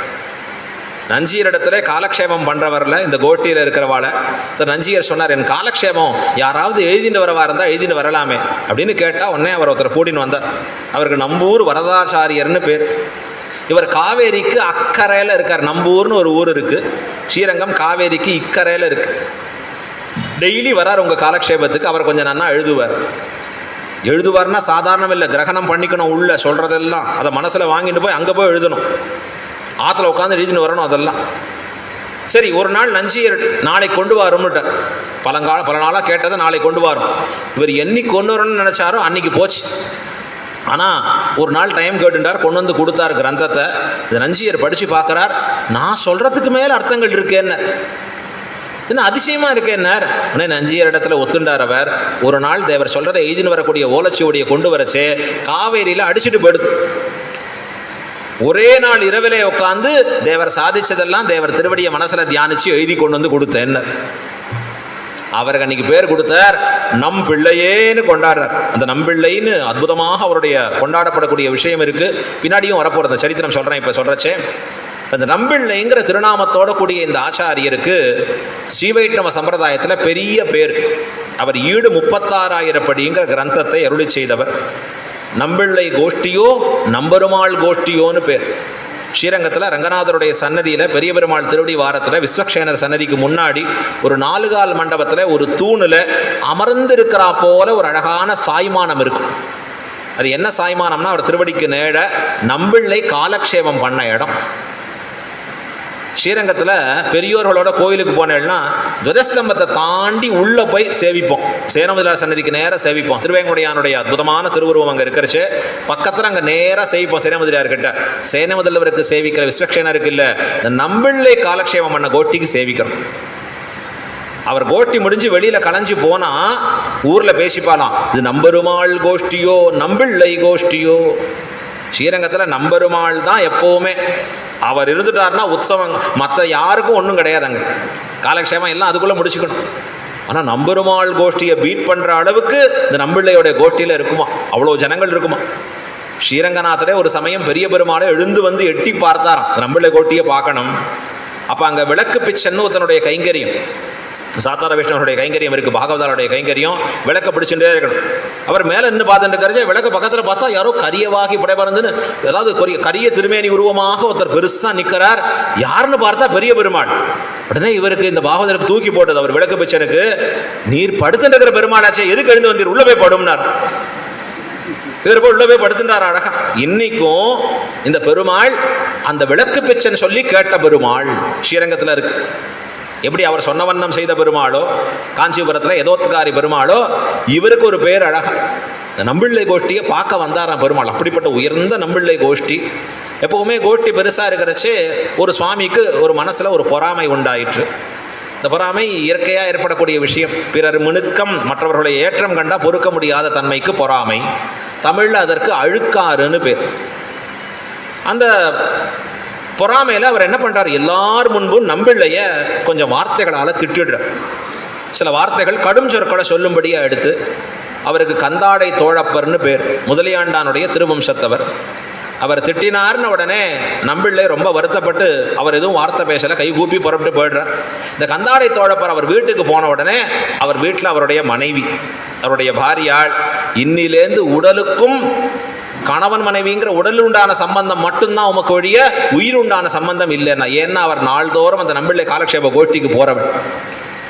இப்படி ஒரு பெரிய மகாச்சாரியரை இப்படி பேசியிருக்கலாமா, நீர் எப்படி பேசினீர் அப்படின்னு அவள் வார்த்தை சொல்ல, அப்போ அந்த வார்த்தைகளால் கேட்ட அந்த கந்தாடை தோழப்பர், ஐயோ நாம் செய்தது தவறு தானே அப்படின்னு யோசித்து ராத்திரியாக அவருக்கு அந்த ஞானம் பிறக்க புறப்பட்டு போகலான்னு அந்த நம்பிள்ளை இருக்கிற வீட்டை நோக்கி போவோம். அவர் திருமாளிகைக்கு போகலான்னு கதவை திறந்து வெளியில் வந்தால் இவர் வீட்டு வாசலில் யாரோ போர்வையை போத்தி கொண்டு முசித்து கொண்டு வருந்தி அழுகிறார்கள். யாருன்னு விளக்க வச்சு எழுப்பி பார்த்தா நம்பிள்ளை. எழுந்துட்டார் அவர், விழுந்து சேவிச்சார். யாரை சேவிச்சுட்டார் அவர், இந்த நம்பிள்ளை கந்தாடை தோழப்பருடைய திருவடியை கட்டியா படிச்சுட்டார். என்ன கேட்குறாருன்னா, அடியனை மன்னித்தேன்னு சொல்லும், மன்னித்தேன்னு சொல்லும்னு கேட்குறேன். கந்தாடை தோழப்பருக்கு ஒன்றுமே புரியல, இது என்ன அப்படியே மாற்றி இருக்க, உள்டாவாக இருக்க. நாம தான் அவர் திருமாளிகைக்கு போய் அவர்கிட்ட மன்னிப்பு கேட்கணும்னு இருந்தோம். இப்போ நம்பிள்ளை நம்ம திருவடியை படிச்சுட்டு மன்னித்தேன்னு சொல்லும், மன்னித்தேன்னு சொல்லும். உடனே அந்த கந்தாடை தோழப்பர் மன்னித்தேன்னார், எழுந்துரும்னார். அப்போ சொன்னார், நம்பிள்ளைகிட்ட கேட்குறார், நான் தானே தவறு செய்தேன், பொறாமையாலே உம்மை திட்டினவன் நான், இப்போ நான் தானே மன்னிப்பு கேட்கணும்னா நம்பிள்ளை சொன்னார், தேவர் எப்படிப்பட்ட வம்சம் தெரியுமா? கந்தாடை தோழப்பர்னு கோயில் கந்தாடை அண்ணன்கிற அந்த வம்சம், முதலியாண்டான் திருவம்சத்தை சார்ந்திருக்கக்கூடிய தேவரீருடைய திருவம்சம். அந்த வம்சத்தில் இருக்கக்கூடிய ஒரு பெரியோரை மனம் நோகும்படியா செய்ததால தானே ஒரு வார்த்தை வந்திருக்கு. என்னை அறியாமற் நான் செய்த தவறு தான் உம்மிடத்திலிருந்து வார்த்தையாக வந்ததே ஒழிய வேறு ஒரு காரணம் இல்லை. ஆகையாலே தவறு செய்தவன் யாருன்னா நான் தான் தவறு செய்தேன்னார் நம்பிள். இது எப்படி இருக்குன்னார், நானே தான் ஆயிடுக. இப்போ கந்தாடை தோழப்பர் சொன்னார், நாங்கள்லாம் குறைச்சலான பேருக்கு ஆச்சாரியன்னு பேர் வச்சுட்டு இருக்கோம், ஆனால் நீர் எப்படின்னார், என்ன உலகாரியனோ என்று உரைக்க, நீர் உலகுக்கே ஆச்சாரியன். என்ன உயர்ந்த குணம் இது! இல்லாத குற்றத்தை உண்டு என்று சொல்லிலும் இல்லை செய்யாதே இசைகை. இதுதானே வைஷ்ணவத்துவம். நானே தான் ஆயிடுக. இதுக்குள்ள மேனேஜ்மெண்ட் லெசன் இருக்கு. அது MBA காலேஜாக இருந்தால் அங்கே தனியாக எடுப்போம். அது அடுத்தது சொல்கிறா, உனக்கென்ன வேறுடையை. வெளியில் இருக்கிற பெண் பிள்ளை கேட்குறா, உனக்கென்ன வேறுடை, அதாவது நானே தான் ஆயிடுக, ஒலை நீ போதாய் உனக்கென்ன வேறுடையை.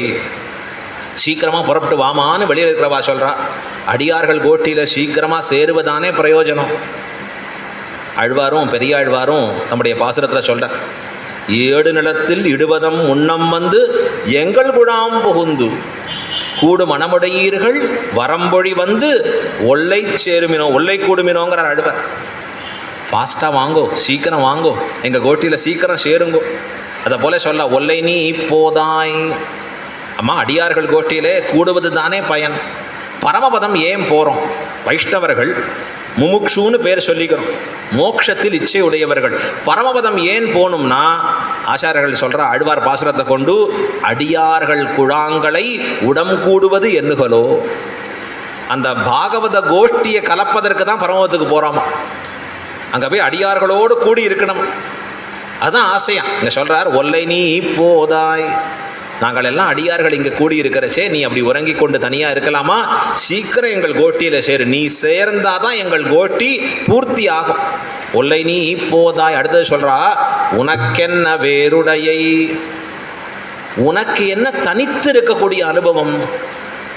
நீ என்னமா தனிப்பட்ட அனுபவத்தை பண்ணலாம் அப்படின்னா, அடியார்களோடு சேர்ந்து தானே கிருஷ்ணானுபவம் பண்ணணும். நீ மட்டும் தனித்து அனுபவம் செய்வது நியாயமா? இந்த இடத்துல அழகாக சொல்கிறார், கூரத்தாழ்வானுடைய வாழ்க்கையில் நடந்த ஒரு சரித்திரம் பெரியவாச்சான் பிள்ளை எடுத்து காண்பிக்கிறார். நீ ஒருவருக்கும் விரோதி இல்லை கான், நீ புக்கு திருவடி தொழு என்று ஒரு காவலாளி ஒருவன் சொல்ல, அவ்விடத்தில் ஆழ்வான் அருளி செய்த வார்த்தையை ஸ்மரிப்பது. ஸ்ரீரங்கத்தில் நடந்த ஒரு வரலாறு. ராமானுஜர் ஸ்ரீரங்க க்ஷேத்திரத்தில் இல்லை. கூரத்தாழ்வான் ஸ்ரீரங்க க்ஷேத்திரத்தில் கண்ணை இழந்து வாழ்கிறார். தர்சனத்திற்காக தர்சனத்தை கொடுத்த மகான் கூரத்தாழ்வான். தர்சனம்னா ராமானுஜ தர்சனம் சம்பிரதாயம், சிவைஷ்ணவ சம்பிரதாயம். தர்சனம்னா இந்த கண்கள், அதுக்கும் தர்சனம்னு பேர். 2 கண்கள். இந்த கண்களை தன் ஆச்சாரியனுக்காக கொடுத்தார் கூரத்தாழ்வான். ஒரு கிருமிகண்ட சோழன்கிறவன் ராமானுஜரை கொண்டு சிவாத் பரதரம் நாஸ்தின்னு எழுதி வாங்கணும்னு அவன் நிர்பந்தப்படுத்துகிறான். ராமானுஜரை அங்கே போக விடாமல் கூரத்தாழ்வான் தானே ராமானுஜராக வேஷம் அணிந்து கொண்டு இங்கேருந்து புறப்பட்டு போகிறார். அவனுடைய ராஜசபைக்கு போய் இதை கையெழுத்து போடுன்னா அவர் சொல்கிறார், அங்கே இல்லை, நீ வேதாந்தங்கள் வாசித்தவாளை கொண்டு தர்க்கம் பண்ண சொல்லு, 1000 பேர் வரட்டும், நான் அவர்களோட ஒத்தனாக இருந்து தர்க்கம் பண்ணுறேன், அப்போ நிரூபணம் பண்ணுவோம் யார் பரமாத்மா என்று. இப்படி நிர்பந்தித்து கையெழுத்து வாங்காத. அவன் சொல்கிறத அவன் மூடன் கேட்கல, இல்லை போட்டாகணும். உடனே அவர் எழுதுகிறாராம், அதில் துரோணமஸ்தி ததப்பரம். சிவம் என்பது ஒரு அளவாக குறித்து அந்த ஒரு அளவுக்கு மேலே துரோணம் என்பது இருக்கிறது என்று இந்த சுவாமி சொல்ல, இந்த ராஜாவுக்கு கோபம் ஏற்பட, உன் கண்ணை பிடுங்க போகிறேன் என்று சொல்ல, உன்னை பார்த்த கண்கள் எனக்கு வேண்டாம்னு தானே பிடுங்க எறிந்தார் ஆழ்வான். அப்படி தர்சனத்திற்காக தர்சனத்தை கொடுத்த மகான் கூரத்தாழ்வான். கூரத்தாழ்வான் ஸ்ரீரங்க க்ஷேத்திரத்தில் கண்ணை இழந்து ஆச்சாரியனை பிரிந்திருக்கிற நிலைமை. 12 வருஷ காலம் ஊரில் இல்லை ராமானுஜர். ஸ்ரீரங்கத்தில் மேல்கோட்டைங்கிற திவ்யதேசத்தில் இருக்கார். வைஷ்ணவன்னா கோயிலுக்குள்ளே விடாதேன்னு உத்தரவு போட்டிருக்கான் அந்த ராஜா. ஸ்ரீரங்கம் கோயில் அப்படிலாம் இருந்திருக்கு. எத்தனையோ படையெடுப்புகள், எத்தனையோ பாதிப்புகளை தாங்கி நிற்கிற கோயில் ஸ்ரீரங்கம் கோயில். இன்னைக்கு உள்ளே விடாதேன்னு சொல்லிட்டேன். கூரத்தாழ்வான் ரொம்ப நாள் கோயிலுக்குள்ளே போல, ஆனால் உள்ள ரொம்ப வருத்தம். ஆச்சாரியனை ரொம்ப நாள் ஆச்சே சேவிக்கலையே. இதெல்லாம் யார் காரணம்? உள்ளே இருக்கிற இவர் தான் காரணம். கொஞ்சம் இவர்கிட்டவே முறையிடுவோம். கொஞ்சம் என் ஆச்சாரியனோட என்னை சேர்த்து வைக்க மாட்டியா, பிரித்து வச்சிருக்கியே அப்படிங்கிற எண்ணத்துக்காக கோயிலுக்குள்ளே உள்ளே போகிறார். போன உடனே 2 காவலாளி, உனக்கும் ராமானுஜருக்கு என்ன தொடர்புன்னா அவன் சொன்னால் இவர் தான் கூரத்தாழ்வான், ராமானுஜருடைய முக்கிய சீடர்னா. போச்சுவோ, என்ன ஆணைனா ராமானுஜ சம்பந்தம் பெற்றவர்களை கோயிலுக்குள்ளே விடாதே, இதுதான் அரசனின் உத்தரவு. உடனே அவன் பார்த்தான், ராமானுஜ சம்பந்தம் இருக்கிற முக்கியமான சீடர், வெளில போன்ட்டான். பக்கத்தில் இருக்கிற ஒரு காவலாளி சொல்கிறான், அவன் பாவம் ரொம்ப நல்லவன், ஐயோ இவர் கூரத்தாழ்வான்பா, இவர் ஒரு உயிருக்கும் தீங்கு நினைக்காதவர். ஆச்சாரியர்களில் ராமானுஜரை ஈஸியாக ஐடென்டிஃபை பண்ணிடலாம். ஏன்னர் காஷாயம் திருதந்திரத்தோடு இருப்பார், கையில் அப்படி வச்சிருந்தாலே ராமானுஜர். அந்த கோட்டியில் கூரத்தாழ்வானையும் ஈஸியாக கண்டுபிடிச்சிடலாம். ஏன்னர் ஒரு தாடி பெருசாக வச்சுட்டா கூரத்தாழ்வான். நம்ம சுவாமியை பார்க்குறச்சே அதான் ஞாபகம் வருதாடா. இவ்வளோ பெருசாக வச்சுட்டு வர அந்த கோட்டியில் பார்த்தா இன்னும் அதுதான் கூரத்தாழ்வான். அங்கே ஏன் அப்படி வச்சுட்டு இருக்காருண்ணா, இவ்வளோ பெருசாக ஏன் வச்சுட்டு இருக்கார் அப்படின்னா அதற்கு காரணமாக அதற்குள்ளே இருக்கக்கூடிய சில பூச்சிகளும் கூட அது தன்னுடைய ஸ்தானத்தை எழுந்திடக்கூடாதுன்னு வாழ வச்சுட்டு இருக்காராம் கூரத்தாழ்வான். அவ்வளவு ஒரு கருணை, கூரத்தாழ்வானுடைய கருணை போல பார்க்கவே முடியாது. உடனே அந்த காவலாளி சொல்கிறான், நல்லவன், ஐயோ இவர் கூரத்தாழ்வான்பா, இவர் ஒருத்தருக்கும் விரோதி கிடையாதுப்பா, ரொம்ப நல்லவர், யார்கிட்டையும் ஒரு நாளும் ஒரு தீங்காக நினைக்க மாட்டார். போ நீ மட்டும் போங்க சுவாமி, நீங்கள் மட்டும் உள்ளே போங்க. இந்த மாதிரி நம்ம ஸ்ரீரங்கம் கோயிலில் இப்போ யாராவது சொன்னால் அடிச்சு தள்ளிட்டு உள்ளே போயிடும். விறுவிறுன்னு போ, அப்பா நம்மளை சொல்லிட்டாப்பா உள்ளே போ. ஆக்சுவலாக ரன்னிங் ரேஸ் எனக்கு தெரிஞ்சு கிரவுண்டில் யாரும் ஓடுறது இல்லை, கோயிலுக்குள்ளே தான் ஓடுறா பயங்கரமாக. நமக்கு பயமாக இருக்காங்க, நிதானமாக போனாலே பயம் வருது. எம்பெருமான்ட்ட நிதானமாக போகணும்னு சொல்கிறது சாஸ்திரம். இப்போ கூரத்தாழ்வான உள்ளே போன்னுட்டான். இப்போ அவர் என்ன பண்ணாருன்னா கையை கூப்பினார், அழுதுண்டே ஒரு வார்த்தை சொன்னார். என்ன வார்த்தை சொன்னார்? எனக்கு கோயிலும் வேண்டாம், பெரிய பெருமாளும் வேண்டாம், எனக்கு இந்த கோயிலும் வேண்டாம், ரங்கநாதரும் வேண்டாம். என்ன வேணும்னா ராமானுஜ சம்பந்தமே அமையும். ஒரு வார்த்தை சொன்னார் அழகா. ஏன் உள்ளே போயிருக்கலாமே, சேவிச்சுட்டு வரலாமே பெரிய பெருமாளைன்னா, உள்ளே போனாலே ராமானுஜ சம்பந்தம் இல்லைன்னு ஆயிடுச்சு. ஆனால் அவன் சொல்கிறானே நீ நல்லவனாச்சே, நீ உயர்ந்தவனாச்சேன்னு அவன் வார்த்தை சொல்கிறானேன்னார் கூரத்தாழ்வான். அதுக்கு தான் அழறார். அடே என்னை நல்லவன்னு சொல்லிட்டியே, ராமானுஜ சம்பந்தத்தை கொண்டு நான் நல்லவன் ஆனேன்னா நல்லவன்னு சொல்வது ஏற்கும். ராமானுஜ சம்பந்தத்தை அழித்து என்னை நல்லவன்னு சொன்னால் இது படுகுழியில் இறக்கினதற்கன்றோ சமானம். நான் நல்லவனாக இருப்பதற்கு யார் காரணம்? என் ஆச்சாரியன் காரணம். செயல் நன்றாக திருத்தி பணிகொண்டவன் ஆச்சாரியன். எங்கேயோ திரிந்தேன்னா, எப்படியோ கிடந்தேன், என்னை திருத்தி தன் திருவடிக்குள் சேர்த்து இவர் தான் எம்பெருமான்னு காட்டி கொடுத்தவன் ஆச்சாரியன். இப்போ எனக்கு விளைந்திருக்கக்கூடிய நற்பண்புகள் யாராலேனா என் ஆச்சாரியனாலே. நான் நீ என்ன சொல்கிற, அந்த ஆச்சாரிய சம்பந்தத்தை அறுத்து இவர் நல்லவரப்பா உள்ளே போட்டோம்னா அந்த நல்லவன்கிறதே எனக்கு வேண்டான்னார் கூரத்தாழ். அப்படி சேவை சாதிக்கக்கூடிய பெரிய பெருமாளும் எனக்கு வேண்டாம். ஏன் இந்த கோயிலே வேண்டாம், என்ன வேணும்னார் ராமானுஜ சம்பந்தமே அமையும். எனக்கு இது ஒன்று போகிறோம். எது? ராமானுஜ தாசன். இது ஒன்று போகிறோம் எனக்கு, என்னைக்கும் மோட்சத்தை கொடுக்க வல்லது அது.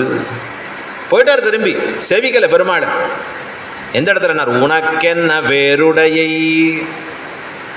ஆச்சாரிய சம்பந்தத்தை அறுத்து பற்றும் பகவானோடு தேவதாந்தரத்தோடு வாசி இல்லை.